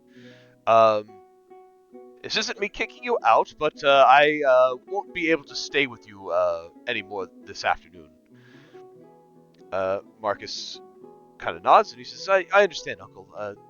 Thank you for meeting with us. It was I was really excited to have you meet Nariko. And Oliver says, yes, I'm glad you brought her around. Well, I do hope you all enjoy your stay here in Tremonto for the rest of your time here. Nariko, I believe you'll be staying with us for quite a while, with the wedding coming up. And if I don't see you before then, I do hope to see you, and I hope you have a wonderful time at the regatta in a few days. Indeed. We will take your invitation to participate into consideration. If you are interested, go see Alistair back at Palazzo Goldwater. I'm sure he would be able to set you up with a boat. Indeed. Thank you for sparing us your time today. Oh, it was my pleasure. It was wonderful seeing you. Wonderful meeting you all.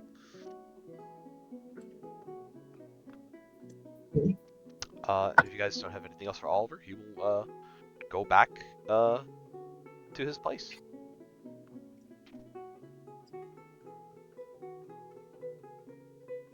Marcus excitingly looks around and says, "So, that's Uncle Oliver. What do you think?"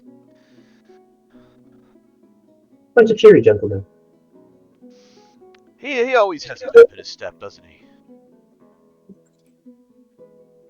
Has he always been sort of the manager of the enterprise? Oh, since I was very young, yes. He's managed the operations of the trading company for a long time. Yeah. And then your father handles more of the local bureaucracy and social engagements here in Tremonto. Yeah, if Uncle Oliver is the operations guy, then Father would be more of the face of the company in front of the town and traveling abroad as well.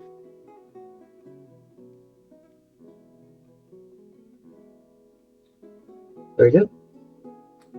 Well,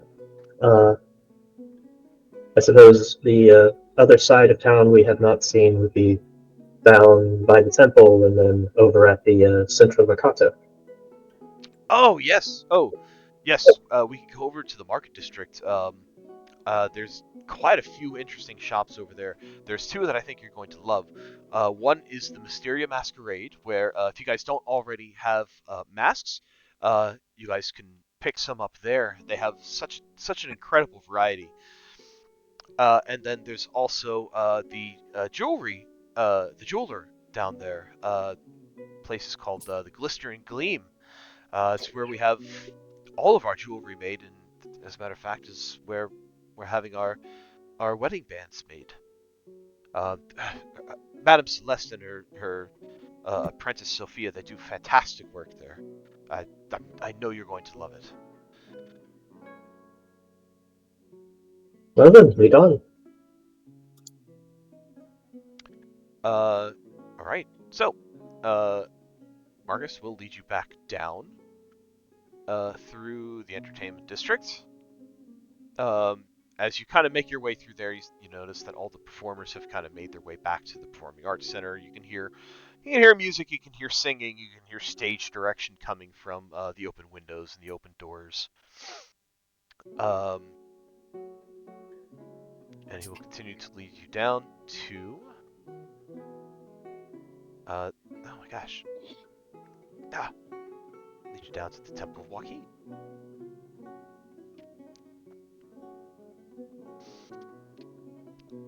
How is everybody else doing as you make this trek across Tremonto through its narrow, winding cobblestone streets and artistic buildings and serene water? You can see you can see like the gondolas and stuff that are just kind of like floating through the water.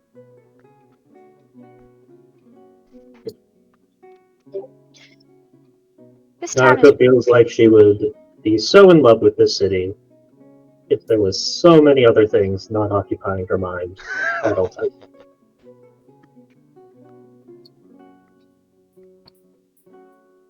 I think Jade continues to walk beside Naruko, and now she's just holding her hand.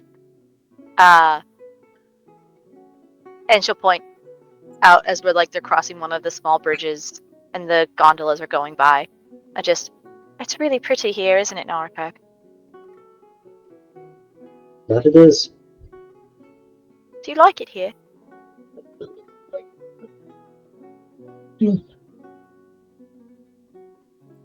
It's certainly leaving an impression upon me. I don't want to say one way or the other. The city is more than just a place, though. It's also people, and we've yet to really meet all the sorts of folks who call this place home. Oh, sure. I do think the engineering that must have gone into creating this place probably very interesting to study. Right? They built it all up from the water. That's really impressive.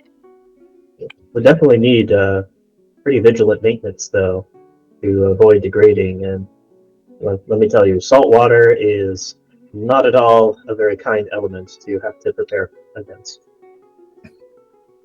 Do you think they use modrons to maintain things under the water? No. Although that would be an excellent use of their capabilities. Mm-hmm.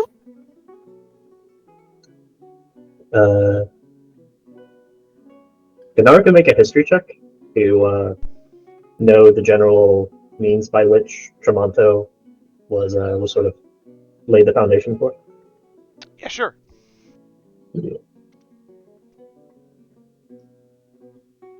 That is a 17. So you're looking for more like the how the city itself was constructed. Yeah, because me as Neville, I remember hearing about things like the ways that they the materials they used when they first set the pillars that sort of serve as the sort of foundation for it were actually made in such a way that as they spent time in the water, the salt and water seeped into the structure to cause it to expand and form itself into shape, so it was more sturdy afterwards. Little engineering tidbits like that.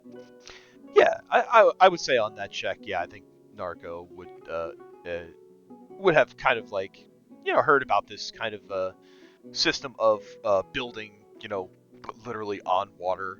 But yeah, it's very much it's real life inspiration. Mm-hmm. Now the interesting bit of politics, I'm sure, is that creating expansions to the space here, where to prioritize and how to acquire the right materials to make that happen.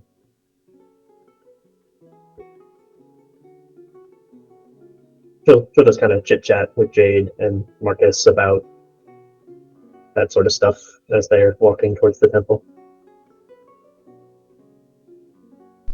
All right. It kind of looks like in the little square by the temple, there's a hot balloon part there. Is there? Oh yeah, look at that. It's a Vancouver original. Wacky waving inflatable arm flailing, too bad. Naruto would be up the wall if she had gone to Prismere and seen the giant thunderbolt, thundercloud balloon thing. Because she'd be like, that is my idea, but not in the coolest and scariest way possible. I want it. I want it now.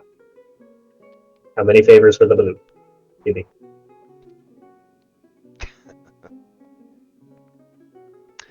Naruto is aware that half of the party has been 10 paces behind, conspiring with each other. She's she just can't really deal with it, and she's kind of actually grateful that they're doing that, because Naruto's probably going to ask them to cause some trouble later. Oh, good! All the trouble. Triple squad's ready. It's building. Speaking of Trouble Squad, what are you guys doing on this trek down? Ren's just not very impressed. He prefers natural beauties and natural wonders, and this just feels like a very, very crowded city. I don't know what you're talking about. Habits. What was that, Mars? I can smell people's bathing habits. Your lack thereof. I think Yuki will just kind of expound on her thought, let's say, that using getting folks addicted to substances and using drugs is a really good way to get information and control a subset of the population. And there might be some void shenanigans going on. There might be, this might be a way for the cult to be able to get information, get things on and off ships at the docks, stuff like that. She's just gonna go full conspiracy theory right now. Do you want me to ask anyone else if they're high? Not right now. I think, unless you think they are, we probably shouldn't draw too much attention to ourselves out here on the street until we confer with Naruko and everyone else. But if you see someone and you think that they are acting, what did he say, in a daze, kind of sleepy and sluggish, then maybe see if they will admit to being on drugs. All right, Narc. Seriously, no one's gonna tell you guys anything. You look like you're gonna do something about it. That is Are you on drugs? No. And if that I is were, I'd tell completely you. fine. I will know if you're lying to me. puts another pair of glasses on over Oh the my glasses he God. already You has. on drugs? You be the good cop, I'll be the bad cop. I Both am not gotta playing be this cops. game. What do I have to do to be good cop? I What is a don't cop? know. Is it like a cup? Because she has cups. Do you need me to serve them tea? Will the tea tell us somehow that they're on drugs or not? Perhaps it will make them feel better. That might not be a bad idea. He puts on his glasses again and fun fact. There are tribes in northern Uzera who use the leftover tea leaves in the cups to tell the future. Why But- would tea leaves tell them the future? He gets up close to Ren's face and he kind of holds his hands up and does these wiggle fingers like magic. I do not like personal contact. I'm not touching you, You are too close. but I am very close.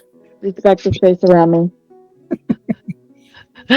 With it, I'm confused on how the tea leaves would help and the usefulness of this fun fact in our current endeavor. You're not a tea reader, but they exist, and I thought that'd be an interesting fact because you have so many tea leaves and so much tea that, hey, maybe someday you could learn to tell the future.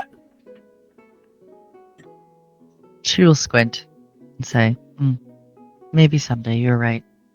Well, if you don't, then maybe I will. Probably around level 16 or something.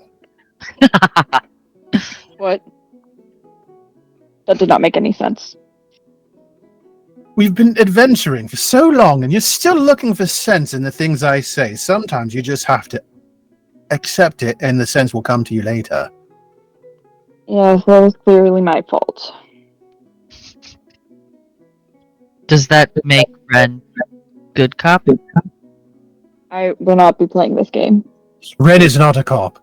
Ren's like this scary shadow in your room that you're really afraid of, but don't want to go investigate. Why? No reason.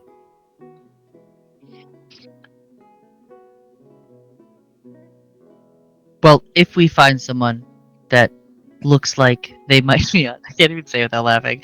They might be on drugs. You will have to tell me how to be good cop. But we can do that once we find someone, if we find someone. Please just have that conversation in front of them. That would be great. Yep. Right. I will look on this side of the street for people who look like they are on drugs. Do you want to look on that side? Looking for zoned out people who are just completely zonked and lacking any sort of vividness, or you're just, that's the entire blue collar demographic of this entire city, I'm pretty sure. That is going to be difficult.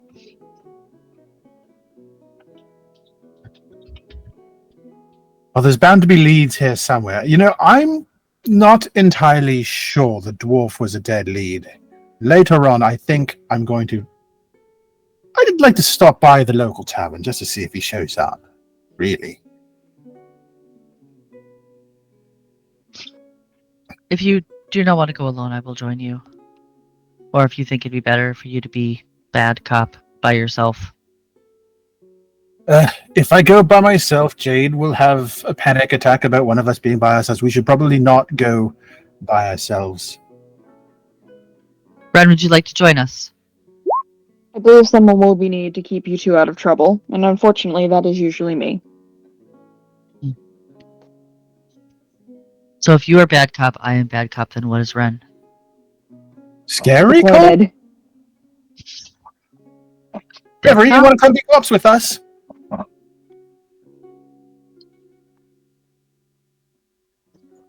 Do I want to what? That's a yes. That was a non-answer. If it's not no, I it's yes. really didn't hear what he said. Oh, he's like, you want to come be cops with us? Be cops? Yeah, we're gonna go to the tavern and see if the dwarf comes and discloses anything they were afraid to say in front of their boss.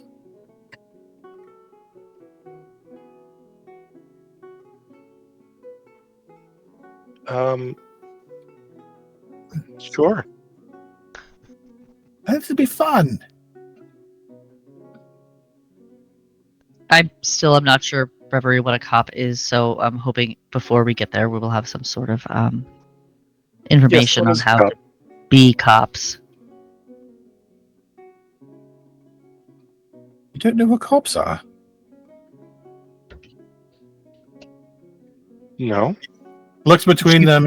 He's like, Reverie's only like 2 months old. Yuki's lived a life in a monastery. Ren remembers nothing from before the day that he woke up. That kind of checks out. Just follow my lead. Trust me It's a on this. terrible plan.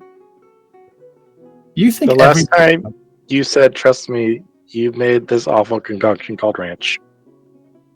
That is a beautiful work of art. And it is going to take the world by storm faster than you can say Great Balinor's beard. And then Great they will run to the Balinor's privy beard. faster than that. I'm willing to bet if you went back to any of those other places that we visited, they're all eating ranch with all of their food. Dipping, slathering, drinking. Oh, What fools would they be to do that? It's a sensation. It's really just a way of life. Just you wait.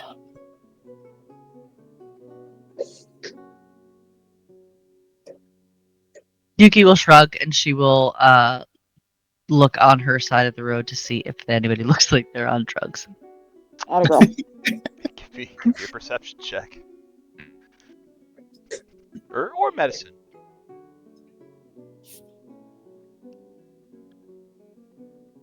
Anyone looking? I'm not helping. Not looking for drugs. Not looking for drugs. 19 for me. Atta boy. You know what? I'll give you a perception check, but I'm more looking for the was it the Red Hoods? The Red Hoods. Okay. which probably think is a they better actually way to wear find red out hoods everywhere? drugs. Oh, well then, Reverie. Hell yeah. Reverie's looking for the thing that's you probably will lead you to the drugs if he wanted it. Okay, none of us know how drug networks work. Right? Lived in a monastery. We Pretty don't have convincing cocaine. criminal activity, so why wouldn't We you go do to not the have criminals? cocaine. Yuki, it doesn't seem like anybody's acting like Oliver described. Professor, you're Attract. pretty sure nobody is acting like Oliver described. Reverie, as you check your surroundings, you do not notice like anybody following you. You don't notice anybody watching you. You don't pick up on anything like pickpockets or anything like running through the street. The area that you're in as you head towards the Temple of Joaquin seems like a very protected kind of place. Even the people who live in this area, it's very like neighborhood watch like. Um, this seems to be kind of important to the town. It is a place of worship, so everybody is kind of part part of yeah. It's part of an HOA. Yeah, sure. We're on their best behavior here. Yeah, they're on their best behavior here. Approaching the excuse me. Approaching the Temple of Joaquin, it is another one of those large, grand, opulent kind of buildings. Has a huge tower on top. Um, in the rose window that kind of faces the front, you do see, as Marcus would point out, the symbol of the holy symbol of Joaquin, which is a woman's face profile with kind of long, flowing golden hair. She's wearing a bit of a tiara and has some jewelry woven throughout her hair, wearing these kind of, again, just opulent earrings. Um, so you see this image kind of in the center of the rose window facing the outside, which you which you would pick up as the holy symbol of Joaquin. You walk into he would lead you into this temple. It's got these large pillars, large open welcoming area. It's almost like walking into a almost like a marketplace in and of its own. And the inside, it's set up like a normal temple. There are, pews and benches, but all of the candles flicker with a golden flame, that are kind of lit along the sides where there are offerings being made. And there are smaller business owners here that are, kind of making deals with each other, like out in the open. Minor trade deals that are within, the city itself. Really, again, nothing that kind of stands out or is really, uh, nothing that really seems Nothing significant. untoward. Yeah. Typical, this is the temple where we do this kind of thing at. Yeah. Very much like a temple and marketplace kind of rolled into one. Look, I guarantee every one of those priests is also a certified attorney or notary. Probably. All contracts can be deputized on site. Congratulations, you're married. Now sign this waiver. As Marcus leads you inside, he kind of takes a deep breath in. Brutus now kind of flanking him as well. You've picked him up as you left the Goldwater Training Company, follows along with you. Inside this temple, Marcus turns to you and he says, "We do truly believe that it is through Joaquin's blessing that us and the other elite families of Tremonto, the Belafontes and the Doros, we've been able to maintain our status through hard work, of course, but through the blessings of Joaquin, she really has kind of given us what we need to help us maintain our success. So much so that our families have put in quite a bit of donations into this temple here, and so much to the fact that we even have our own crypts in the basement. Oh my!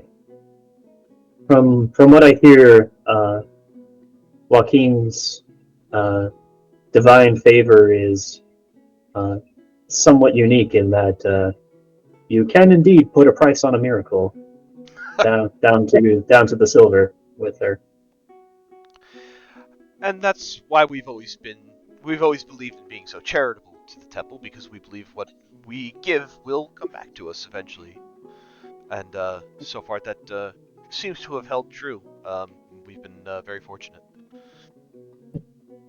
Our I was family makes a actually point to come here at least once a week to attend services. Some of the younger members of our families even participate.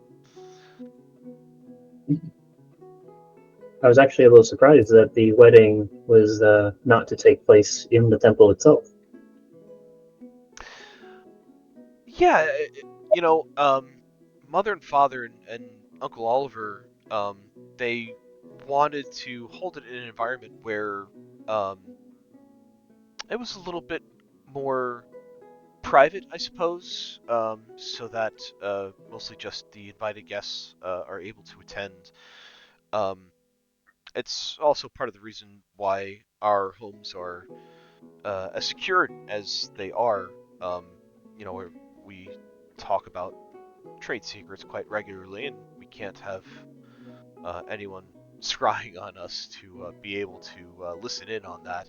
Um, you never want somebody else to kind of take your business secrets and kind of run that against you. Corporate espionage. Exactly. You mentioned a couple other family names as major contributors. Uh, are there any families that the Goldwaters are particularly well acquainted with, or on less than favorable terms that I should be aware of? Um, no, we're all pretty equal. You see, there's us, the Goldwaters. We have our trading and shipping business. Um, the other two families that we are all pretty well acquainted with each other. We get together quite regularly, actually. There's also the Belafontes. Their business is more into construction and building leasing and building renovations. So real estate, urban development, that sort of thing is what um, their wealth has been built upon. And then there's also the Doro family, and they are into the banking sector. So they are. You'll see scattered around the city that there are several Doro banks where people can store their gold safely, be able to withdraw it whenever they want, and even be able to earn some interest on it. In turn, uh, the um, their bank also, because of the deposits that they've received, are able to lend out to people who need the gold for mostly to purchase properties, to start other businesses, things like that. So whatever they want to borrow money for, the Doros do that. Obviously for um, uh, to collect interest on it. So they make money by lending out money. It's quite an interesting system. Um, but we all work pretty harmoniously with each other, as none of us are really trying to step on each other's enterprises. So we've found ways to, in fact, even partner up so that the services that we offer to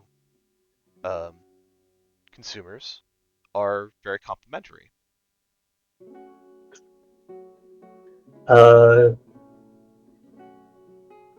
What sort of check would I need to roll for Naruto to gauge how likely that this entire setup is basically a form of oligarchy?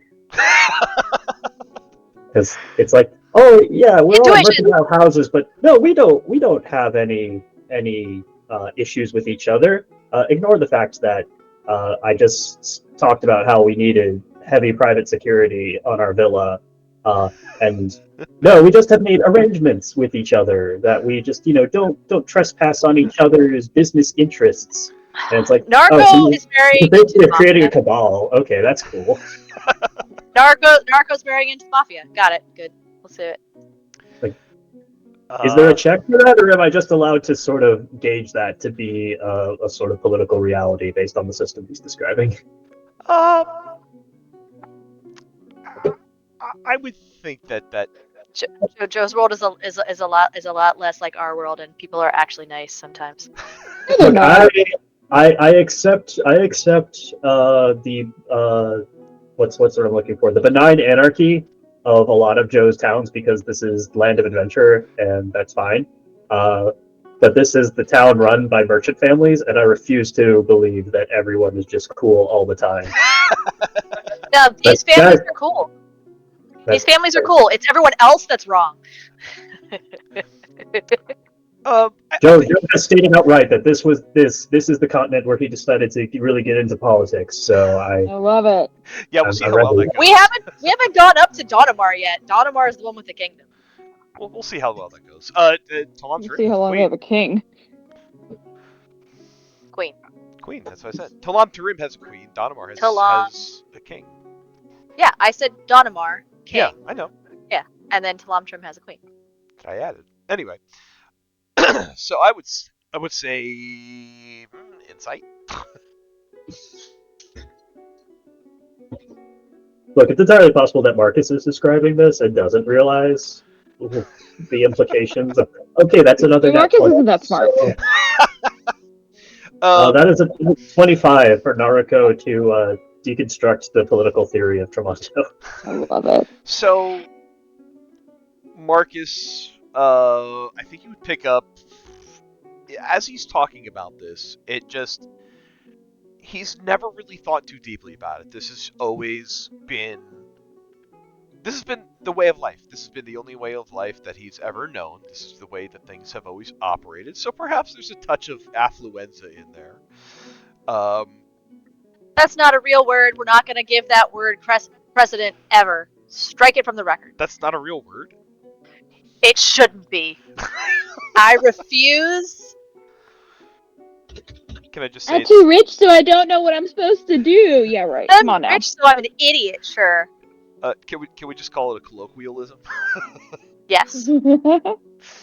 I accept it as a way to describe privileged individuals being sheltered from the consequences of what their social status actually means.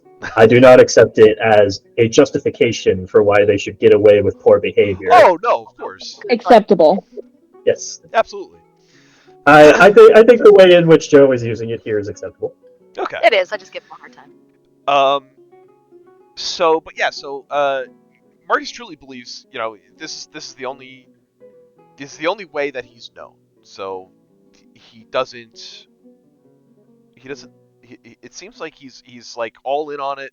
Like, this is the way it runs, this is the way it is, and that's the status quo, and that's how it goes. As far as the kind of relationship that he describes between these three families, yeah, sure, we can call it a bit of an oligarchy with nepotism kind of thrown in there. But he truly believes that these three families are working together, and he truly believes it when he says that their services are all complementary, and that they are able to provide a lot more for the city of Tremonto than any of them would have been able to provide it by themselves. Oh, Nariko believes that the system Mark is describing is like truthful and totally within his understanding. Nariko also believes that Marcus doesn't quite realize that like that doesn't really sound like free enterprise. If all of the three top families who are also the three like big employers kind of all have created an arrangement with one another to basically maintain their triumvirate. I mean, it does lay the grounds for what could be a bit of a monopoly, sure. Yes. So it's We'll like do it, okay. ring friends. And I'm meanwhile she's also thinking like, okay, so literally the absolute second any one of these three families has like some sort of catastrophe that like knocks them out, we're basically going to have the Roman situation where it's like, oh, and the remaining two triumvirs then immediately look to knock out the other competitors for power. Cool, great. I'm so glad that everyone gets along here in Tremonto. I love this shit. And it's like she's definitely getting the vibe here. It's like, oh, cool. Everyone in the nobility here is just like they'll do their little noble politicking at the social events, but they are pretty well united in their goal of keeping the lessers from encroaching upon their status, whether that be criminals or the workers or etc. Yes, I need more cannons. I need more cannons to solve this place. Okay. yes, it's Pocket a cannons. wonderful late-stage capitalistic utopia. Naruto hasn't reached the point where she's replacing all of the workers with robots, so she hasn't realized that she's not going to be a great improvement in a few decades here. But it's She's part of the problem. So we. So, enter this Temple of Joaquin. It's a very nice place. There is, uh, well, nice in that there's been a lot of money spent here to make it nice. Incense kind of burning throughout, and Marcus looks at you all and he says, "This is going to sound weird," and he looks at Ren and says, "For some reason, I feel you might be a little more interested in this than the rest, though, given your whole vibe." Is he about to invite us to see the crypts? The crypt is a very solemn place, and that's where I find a bit of peace and connection with our ancestors. So if you'd like, you don't. Yeah, I know. I understand. It might be a little weird, but if you would like to see it, I could take you down there. I'd like I to am see not it. opposed to the excursion.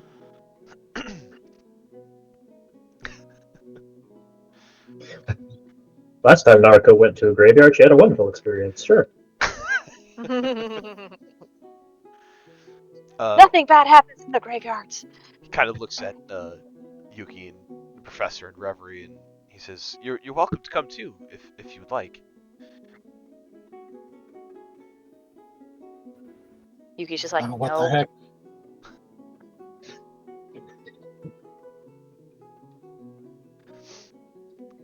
Great. Well, if you would follow me, he goes to kind of one of the sides inside the temple here.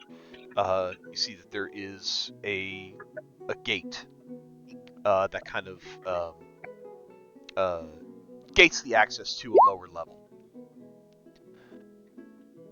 and he takes his signet ring and he kind of holds it up to one of the latches in the gate, which unclicks for him as he does this. And he opens the door. Brutus stands there and he holds the door open. Brutus gives Marcus a nod, and Marcus looks at you all and says, "Yes, well, if you would follow me." And he will start heading down a set of stone stairs into the crypt underneath the temple. Those following the stairs, those following him, you'll notice the stairs they're made of stone. As you get a little bit deeper underground, you can kind of see that the walls are kind of getting a little bit damp as you realize that you are starting to go below the water line. But the walls themselves look solid. Like there's no cracks or anything like that. The place is very well maintained. He brings you down into this crypt area. It's a large circular room. There are tombs and coffins that are kind of like inlaid into the wall, into the ground itself. And he brings you to a set of stone doors. In front of, or actually etched into these stone doors, you see that there are 3 symbols that are etched into this door.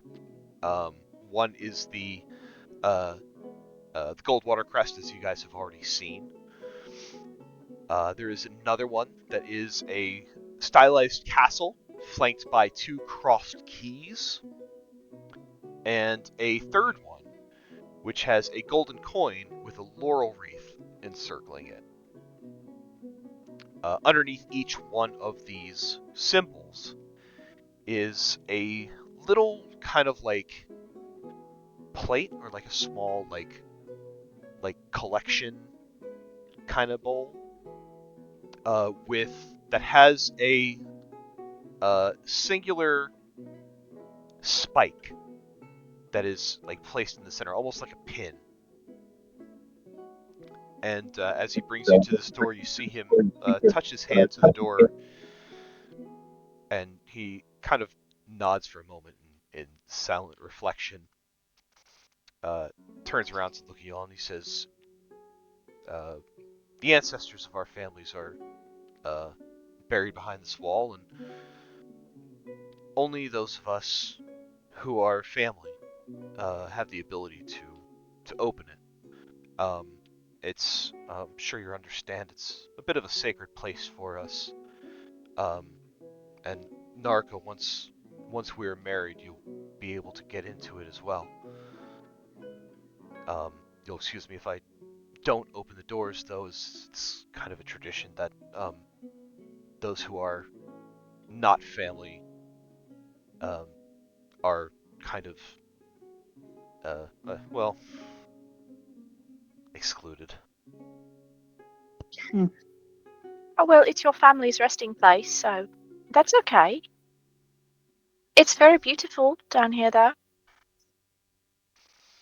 Yes, and as you look around, you see there is other kinds of etchings into the stonework. There is, again, the same kind of artistry that you see out in the city of like griffins and lions that are kind of etched into the ceiling and the stone walls above the coffins, kind of like almost like guardians watching over the deceased.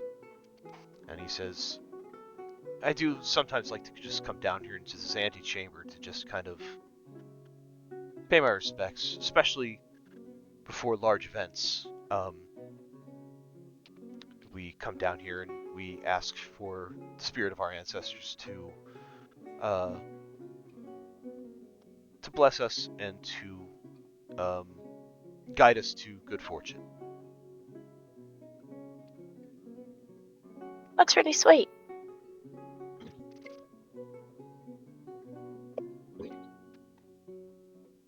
Yeah. Well, thank you. I appreciate you saying that. Do you see ghosts?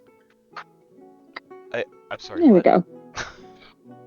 Oh, just, you said you talked to your ancestors. I just wondered if they talked back. We met a lady who could see ghosts. Really? Mhm. And She what? was very lovely. Okay.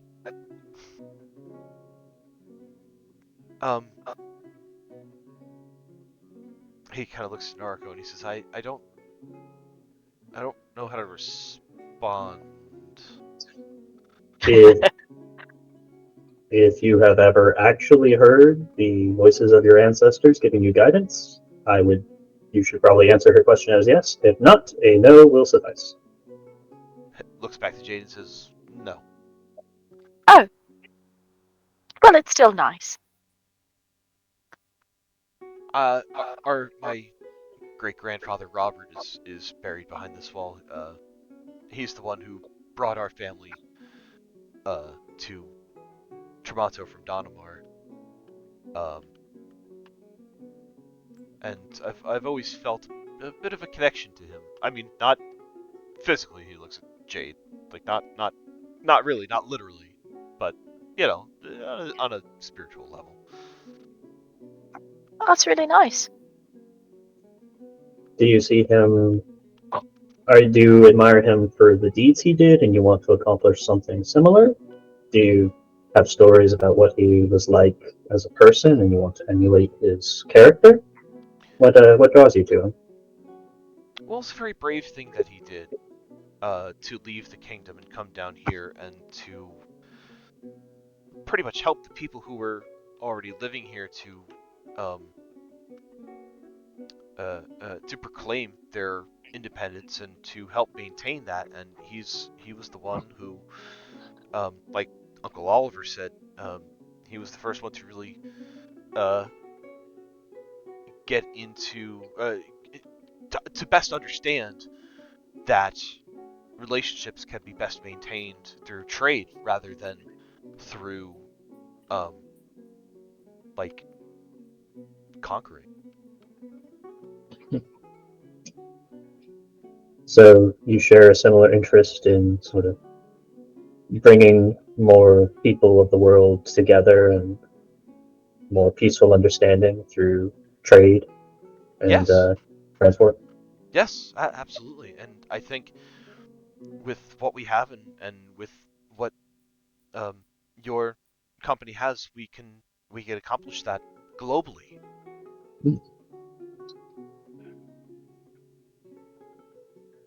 It's an Uh, exciting proposition, yeah, don't you think? sure. Did Brutus follow us down into the crypt, or is he No, standing guard up at the gate? he's standing guard up top. Gotcha. Narco sort of considers, and she says, "Hmm, that's quite a lofty ambition, but you don't seem to spend quite a lot of time working at the company itself for that. You seem to have your love split with more of the arts." I think there's room for all of it, and I think that making room for all of it makes you a more well-rounded, wiser person.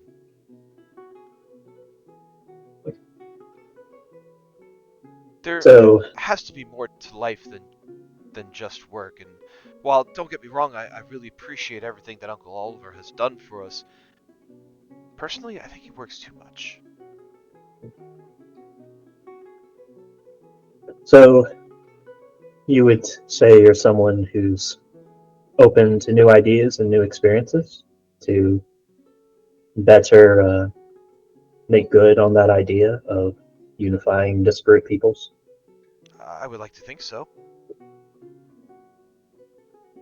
Naruto gives a smile that could be interpreted as somewhat in a manner of "I have schemes in my head." He, uh, he sort of nods and says, "I may have to put that to the test for you sometime soon." Marcus kind of lifts a brow and he says, he smiles a bit. He has that like curious kind of look on him. And he says, what does that mean?" Uh, rolling to see if Naruto realizes that what she said could be taken as an innuendo. That's a Nah. 5. Atta girl! Uh, There it is. uh, he he says, let's just say that for the last couple of months, anywhere I go, uh, the normal state of affairs doesn't seem to hold for terribly long. You can make of that what you will.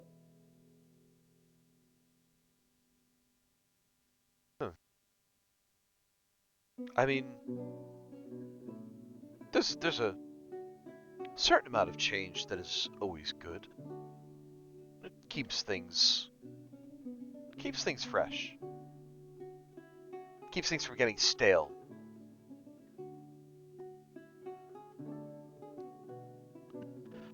Have you seen anything in Tremonto that you believe could use a change?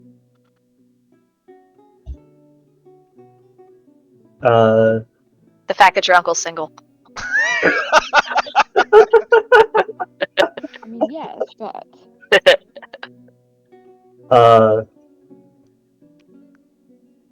Narco sort of puts a finger to her lips. No grand ambitions for the city of Tremonto itself, but you, Sir Marcus, are probably going to learn quite a number of things as you spend some time with me and my companions. We've traveled quite a bit on our way here. We come from very different places, each of us. So sometimes you don't realize what's strange or could be improved about where you are until you get an outsider's perspective. Well, I must say I look forward to what you have to teach. Tit for tat. Sword fighting lessons from you, and I'll see if there's something interesting I can teach you with her. Kissing. Yuki will kind of like raise a paw. I hope this does not come as disrespectful, as I'm interested to learn more about your faith and your practices. What purpose does that serve? And she'll point to the spike that you talked about earlier. Well, as I mentioned, these doors are they're key to open for only the families. So the way these doors open is that we place the tip of our finger on the spike. It draws a little bit of blood. The blood is collected in the small bowl underneath, and that is essentially the key for the door to open. you literally pay blood to see your deceased family members. It's just a drop.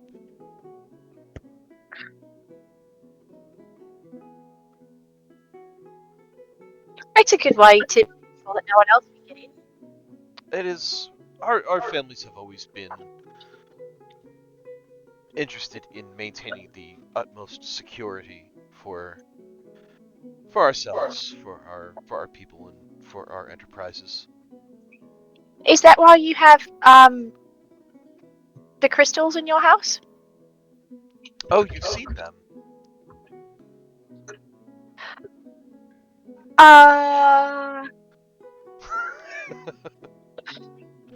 He kind of smirks a bit and he says, "Were you trying to do magic inside my house?" No. I wasn't, but I saw them and I thought they were very pretty.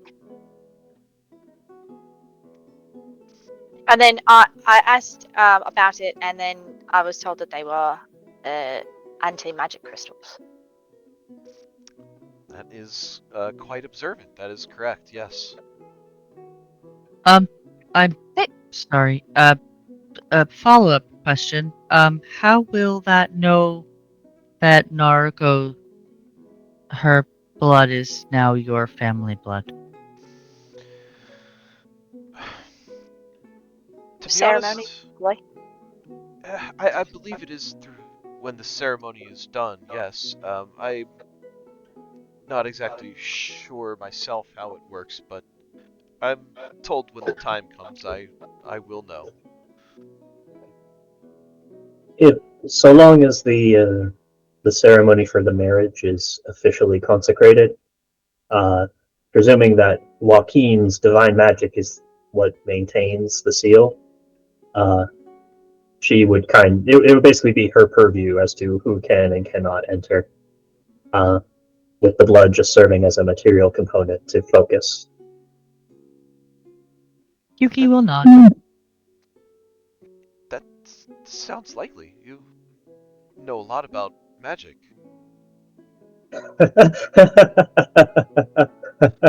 Nervous laughter. Yes. Yes, It Naruto is- knows a lot about everything. Well, better to say that I certainly have a hunger for scholarly pursuits, but yes, I study magic quite extensively and I make use of it quite regularly, since a lot of what the von Grutzner company performs in its operations, and the thing that sort of helps us to stay ahead of the lead is our incorporation of arcane artifice to enhance, or in some cases provide, services that others cannot match. It is fascinating and quite innovative.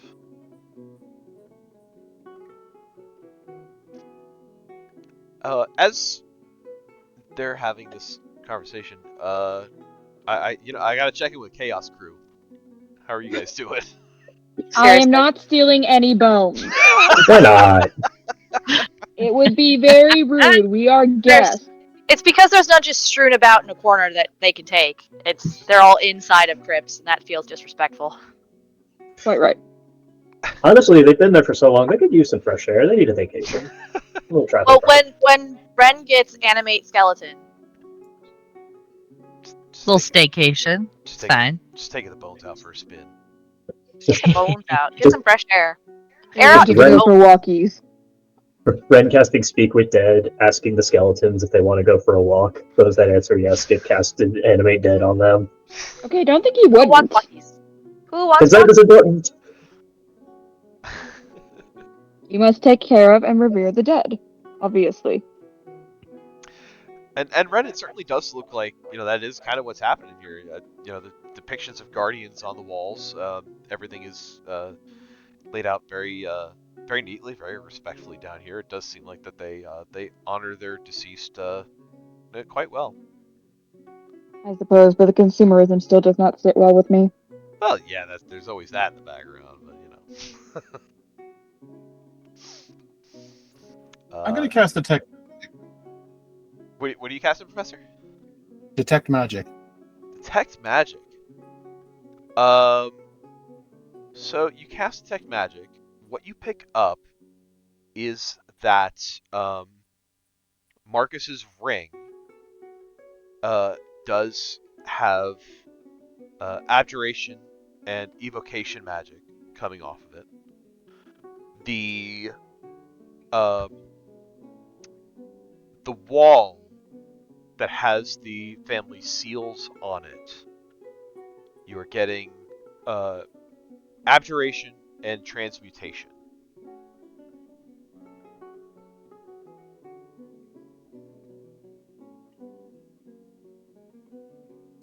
All right, noted.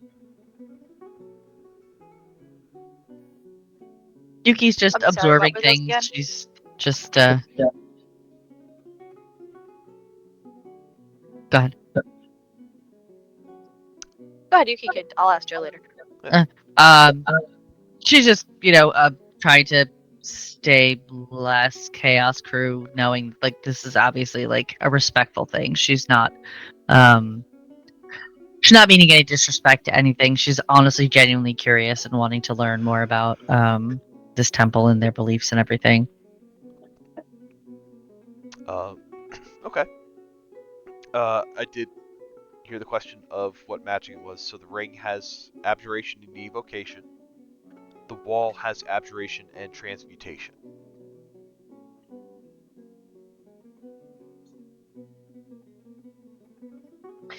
These would mean more to me if I knew what those meant. Abjuration. Stop things from happening. Transmutation. Turn thing into other thing. Evocation. Make thing appear or explode.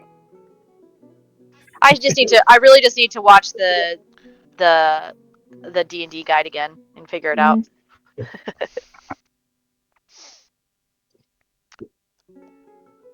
So Marcus again takes a breath and he goes, "Well, I don't mean to keep you down. I know this place can be gloomy for some, but I think I'm ready to move on if you all are." I like it. Thank you. I like it too. I can see why you come down here.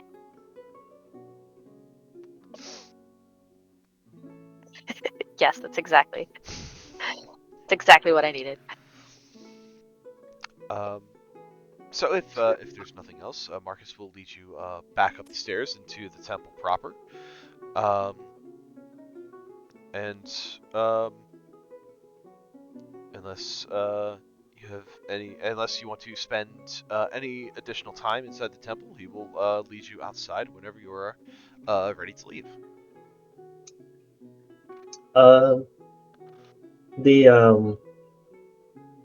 Does Narco get the impression that the signet ring Marcus, like, he put it up to the gate and it basically functioned as a key to like undo an arcane lock type of spell to open it up?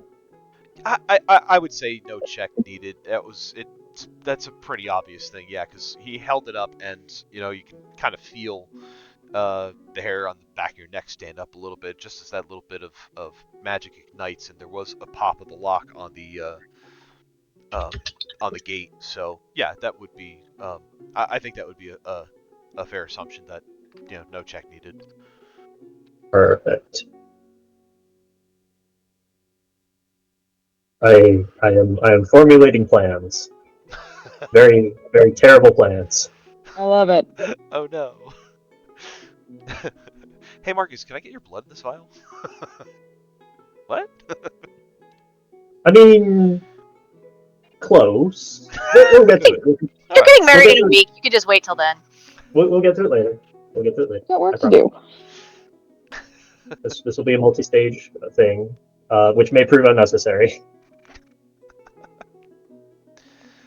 Yeah, so he'll, unless you guys have anything else, he'll lead you outside the temple, and he says, "Okay, so, to the market district next, then." Yes. And him and Brutus, still offering you his arm to escort you, Narco. Marcus will lead you and your crew over to the market district.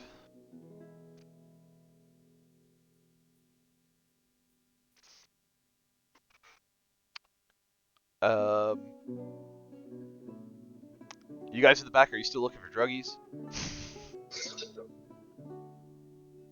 Obviously. Junkie vision on. I'm watching them. You're watching them. Yeah, if you wanna give another look, you give me a medicine check as we scan the crowd. You want medicine or perception? I'll do either.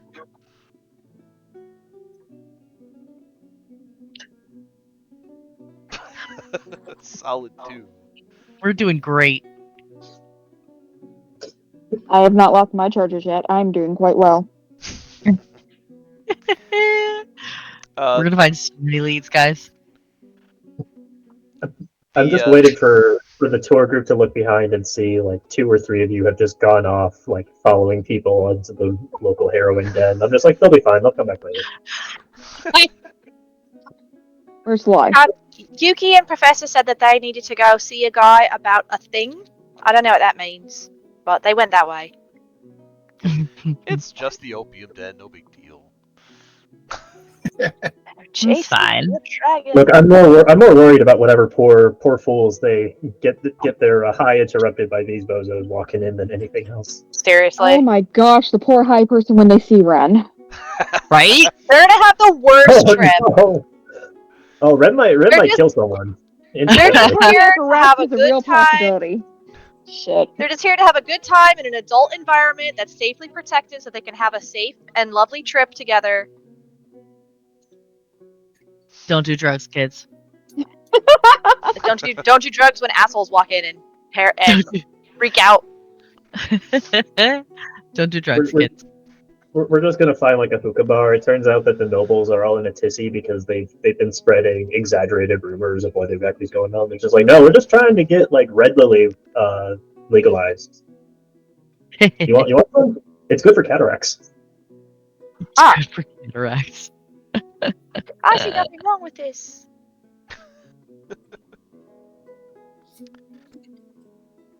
Let's see. Yeah, so with those checks, as you guys move into kind of the market district, the crowd starts to get a little bit thicker. This is kind of where a lot of the day-to-day shopping is done in Tremonto. So there are a bunch of like grocery markets that are around here. There are there are like meat vendors, and there are spice vendors. There's a lot of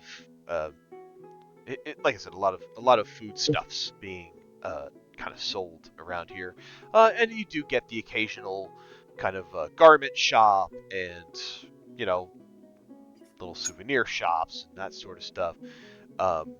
As Marcus kind of leads you in here, he goes, so my two favorite shops here, and the one that we're about to go in is first, is the Gleam and Glister, and he points that out.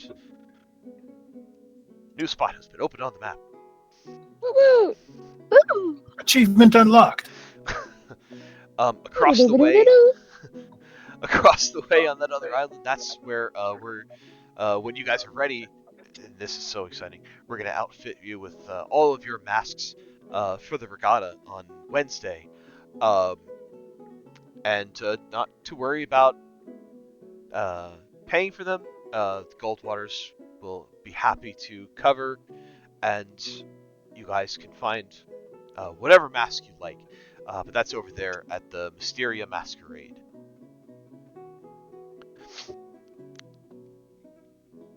I have never before been so invested as I am in the simple question of what sort of mask is Ren going to wear? Oh, Ren already knows. Ren is gonna get the most basic, smallest black mask he can find. Just a tiny domino mask over top of his skull head. The effect is going to be perfect. I can't wait. Yes? Marcus, you said that Gleam and Glister is where you're going to get your wedding rings made? Yes. Are you and Nariko going to design them yourselves? We can. Would you like to design your own Nariko? Nariko nods and says, yes, I've had the chance to do a little bit of ring making recently, and I think there's a particular style I would like to go for. Oh, well, that's fantastic. Well, you know what? We can go in right now. We can visit Madame Celeste. She's the master jeweler here. She does everything. She does all of Mother's jewelry. She does our signet rings, and she'll be doing our wedding rings as well. So, yeah, we can pop in and see her, and she can make anything you like. She's really quite a master at what she does. Lovely. Well, if you seem excited, so we're right here. Why not stop it? Yes, of course. Let's go. And he will begin to lead you into the Gleam and Glister. At which point, brings us to 11 o'clock. So this feels like a good place to stop before we meet someone else new. Sounds logical. I don't know how to feel about Marcus. I think he's an idiot. I think he's an idiot. Not But impressed. he sent secret messages. Yeah, well, this guy looks dumb. Did they replace him with the stupid one? I'm very convinced that somebody else sent the messages. Oh yeah. for sure. Or this is an Yes. act. Just I'm Good going. night, Love honey. you all. Love Good you. night. good night. Good night. Thank you for the Good. game. Thanks for joining. Oh, you sound so sleepy. I Yeah. I would love if the result of all this is like we meet one of the echoes. It's like, ha! I actually intercepted all your messages, and I was sending the secret ones. It's like, oh no. So hey, are you free? Like, Yes. Oh you want no. me to not be part of this thing? Like, You want to join the other team? like, Do you want to be a you got special some friend? potential. Like, how about like 2 dates? 2 dates. Test the waters. See how it's going. Marcus, shut up. Marcus, shut up. Stay over there. Okay. Marcus just very dejectedly. Okay. Yes, Narco. I'm used to it. It's fine. Yeah, I'm probably gonna steal some of Marcus's blood at some point. Because I love it. here's the thing, that fucking spike is a pretty good way for us to check to see if Marcus is a doppelganger. Now that's a fair point, too. It won't open if he's not. If he's not a Goldwater. True. hmm Mm-hmm. Maybe we should That- just impale him on it and then just kill two birds with one stone. Excessive, Look, Professor. look. That is excessive. If I was a very different type of character, the fact that we were all alone with him down in the basement with no witnesses, A bunch of people We saw can us down. revive him again if he is in fact the Goldwater boy. He fell. He just fell. Naruto like, oh, Well, oh, I'm so clumsy, shoves Marcus onto a spike. He fell into the Oh, I spike. healed him afterwards, but 10 times. He fell, he picks him up and suplexes him onto the spike. He fell I'm so clumsy. He fell Sorry, I really don't normally wear heels. 36 times. hard. Yes. I like this plan. It's a good one. Look, the extra 35 only happens if the first spike does not produce the effect we want. What are you gonna do? I mean, we could just cast Dispel Magic on the spike in the door and walk in. yeah, Honestly, Spike isn't magic. Yeah, here's the thing though. Naruko doesn't care about the crypt. She has no reason to think that there's anything important there at the moment. She just is interested in the spike as a means by which to check to see if this Marcus is real Marcus or not. Like that's it. If it turns out it's the real Marcus, then cool. The crypt's open. You can take a look inside and see if there's anything cool. But other than that, she just wants it for the detection purposes. Where? Oh, you can go there on your honeymoon. Down to the crypt. Ideally, she would want to know that before fucking gets married. I mean, that's a smart I plan. mean, in an ideal world, that would happen, but you better steal his blood quick.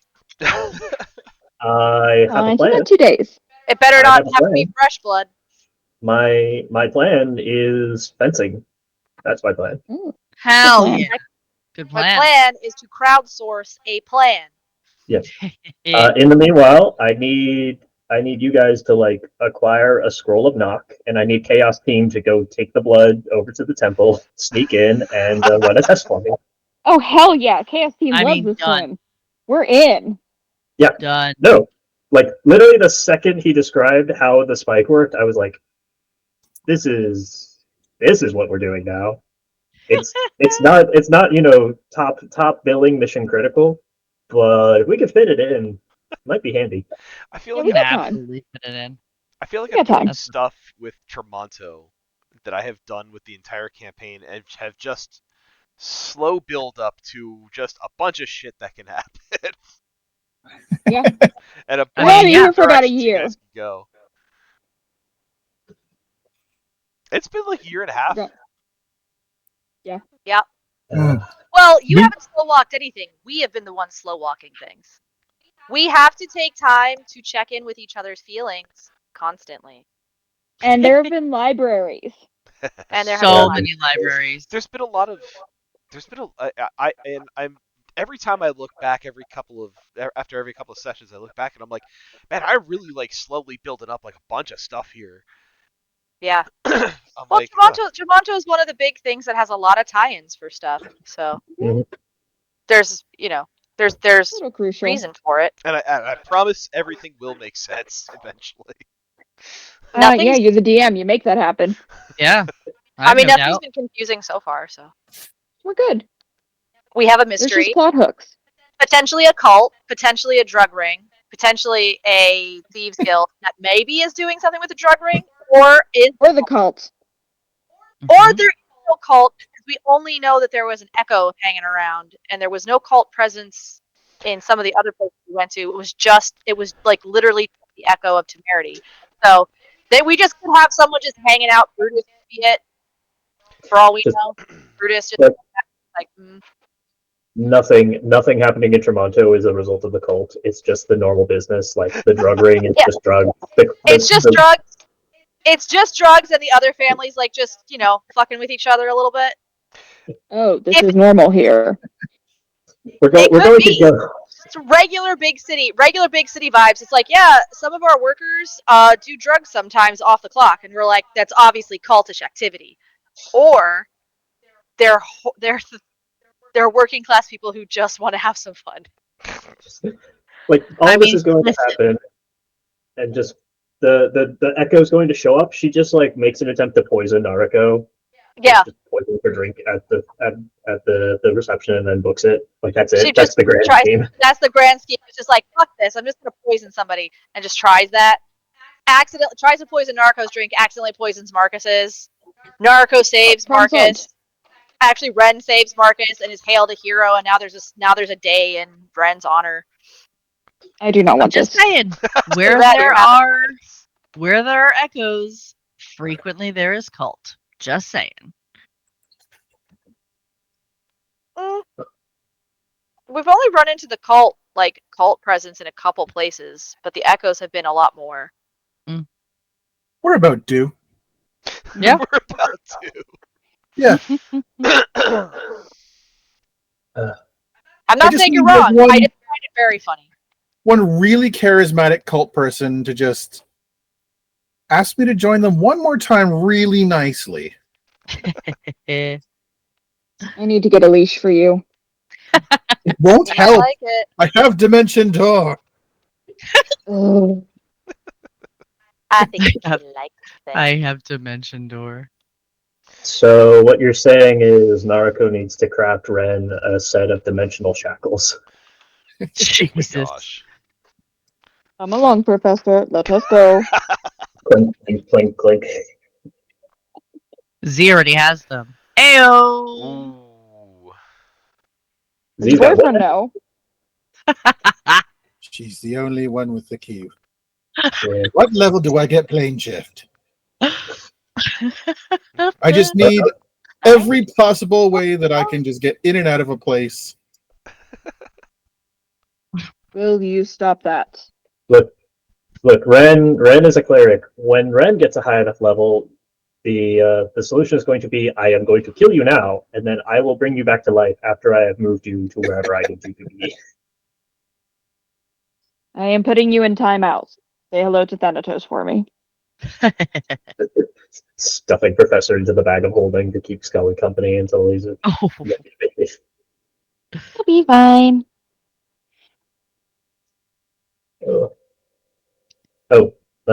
Suzanne. Mm.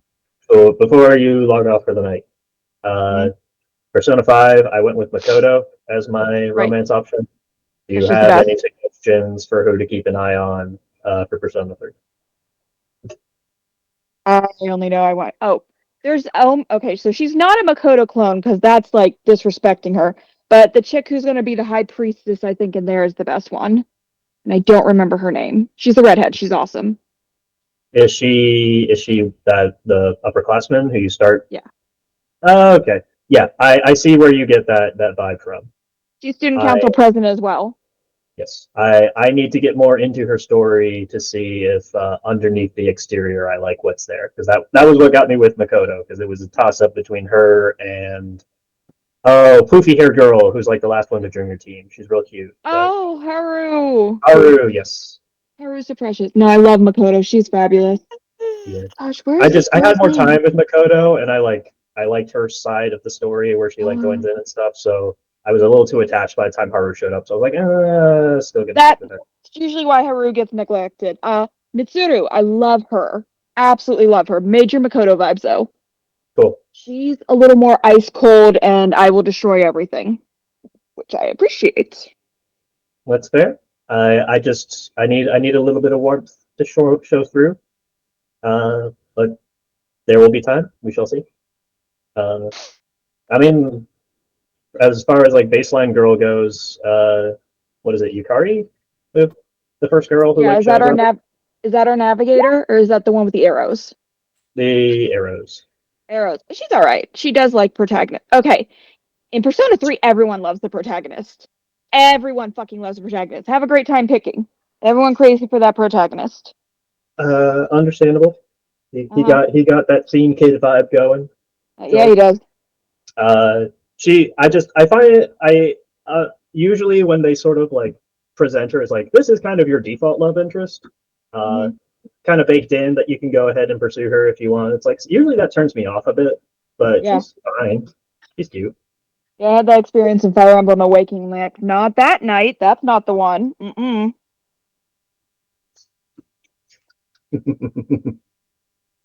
Yeah. Okay. Cool. I wanted to get Yep. your take Um, as I was moving. Wait till you meet the android and the girl in the velvet room. They are both lovely. I know of them already. Mhm. Cool characters, but Mhm. not ones that I think I want to go through for like the romance side of things. Totally get it, but they're obsessed with the protagonist. Yeah, you're also like basically artificial life forms, Mhm. and that gets a little hairy. Granted, considering what happens to the protagonist by the end of the story, Yeah. I guess probably makes the most sense to go that route with for like storyline canon reasons. But It's all good. cool. All right, side tangent over. Uh, Oh, you gotta talk video games. They're All important. listen, I get it. Inspiration. All good, yeah. Oh, yeah, that. Nominations. Chaos Naruto Crew for for fielding going on everyone. drugs. I I did kind of have been enjoy enjoying that. Chaos Crew. I did kind of enjoy Chaos Crew. Yeah. we got the spiritual successor to the dwarf in a tavern. Now it's dwarf on a dock, just trying to do his job, and people are bugging I him want about. you to know. I want you to know that one of my notes is why do we keep accosting dwarves? I mean, it's a good question. Yuki, you got a plan for this one? Her plan is find someone doing drugs and ask them if she could have some. Yeah, yeah. That's really Going to it. work. And they're like, no, I'm like that costs like 20 gold. Or you have to take me out to get McDonald's and share some of it with me because they're all high. I like how You want the given munchies and crunchies. Elephant ears for everyone. Oh, hell yeah. I like how with Yuki's like proficiency and history with like herbs and other stuff, like she could probably just go to like the markets for that stuff and like find whatever the gateway drug stuff is and like follow the trail from there. But no, she's just looking for like random people on the street to just like, pull aside. I like that she's also looking for random people on the street when we know that there's a thieves guild around. They could probably, if they don't have the drugs, point you in the direction of drugs. It's like right, yeah. But if I find someone who's on drugs, then I will back figure it out to find the cult, to find the Red Hoods. I am just watching them. So both ways would have worked then. I see how Yuki and Professor like interrogate people, and I'm like, is there any way you could do this where you seem less like you're some undercover cop? Like, no. It's like following the stream of ants to find like someone's boss. These are not ants. I mean, and they're also not walking in any type of order. True, but okay, if you walk up to a random person on the street and be like, "Hey, do you have drugs?" Yeah, they're gonna be like, "No, narc, get out of here." Where's the lie? I mean, Listen, in the big picture of trying to find out and solve riddles, I think it's better to be like, hey, do you have drugs? As opposed to be like, hey, do you know where the Red Hoods are? Do you know where this fucking... I mean, you could also just be looking for them. I also Just think, like looking for people on drugs. I also think it was funny that like Professor equated taking a nip from his flask to a drug user. I love it. Yeah, right? This guy drinks. He definitely Also- does drugs. Again, at work, where the boss is right there. Right there. Chaos Crew. Yeah, it's crew. Man, Mm. I actually might be giving out 3, and I think Oh. it's, Give I think it's gonna be Yuki, Ren, and Professor. Do it. I'm down. Woot woot! Uh, Yuki, Yuki's like weirdly aggressive sometimes. Yeah. She Yuki's is. weirdly aggressive all the time, except when she's having an existential crisis about remembering the time she got shot. Like Or when someone asks her to marry him. It's literally Yeah. only those two emotions. She goes, sometimes I remember the fact that I got shot. Also, I'm ready to throw down immediately. What is balance? What are you talking about? That's Trauma balance. response. That's not. balance. That is not at all balanced. It's That's just okay. those two.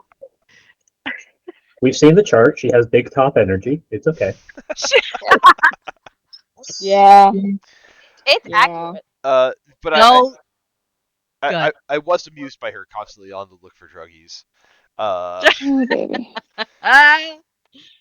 Professor also in the same vein, but like definitely taking the time to be chaotic, to like try to bully a dwarf into getting interrogated a little bit. That was not bullying. That was You casually walked up asking. into his face, And then you And literally when got he's down like- on your knees. close In to front his of him. face on somebody's thing. Wasn't Like, being that's- threatening. I was just being friendly. Really, You're just really. being You are not condescending. friendly. That's weird as fuck. Are you on drugs?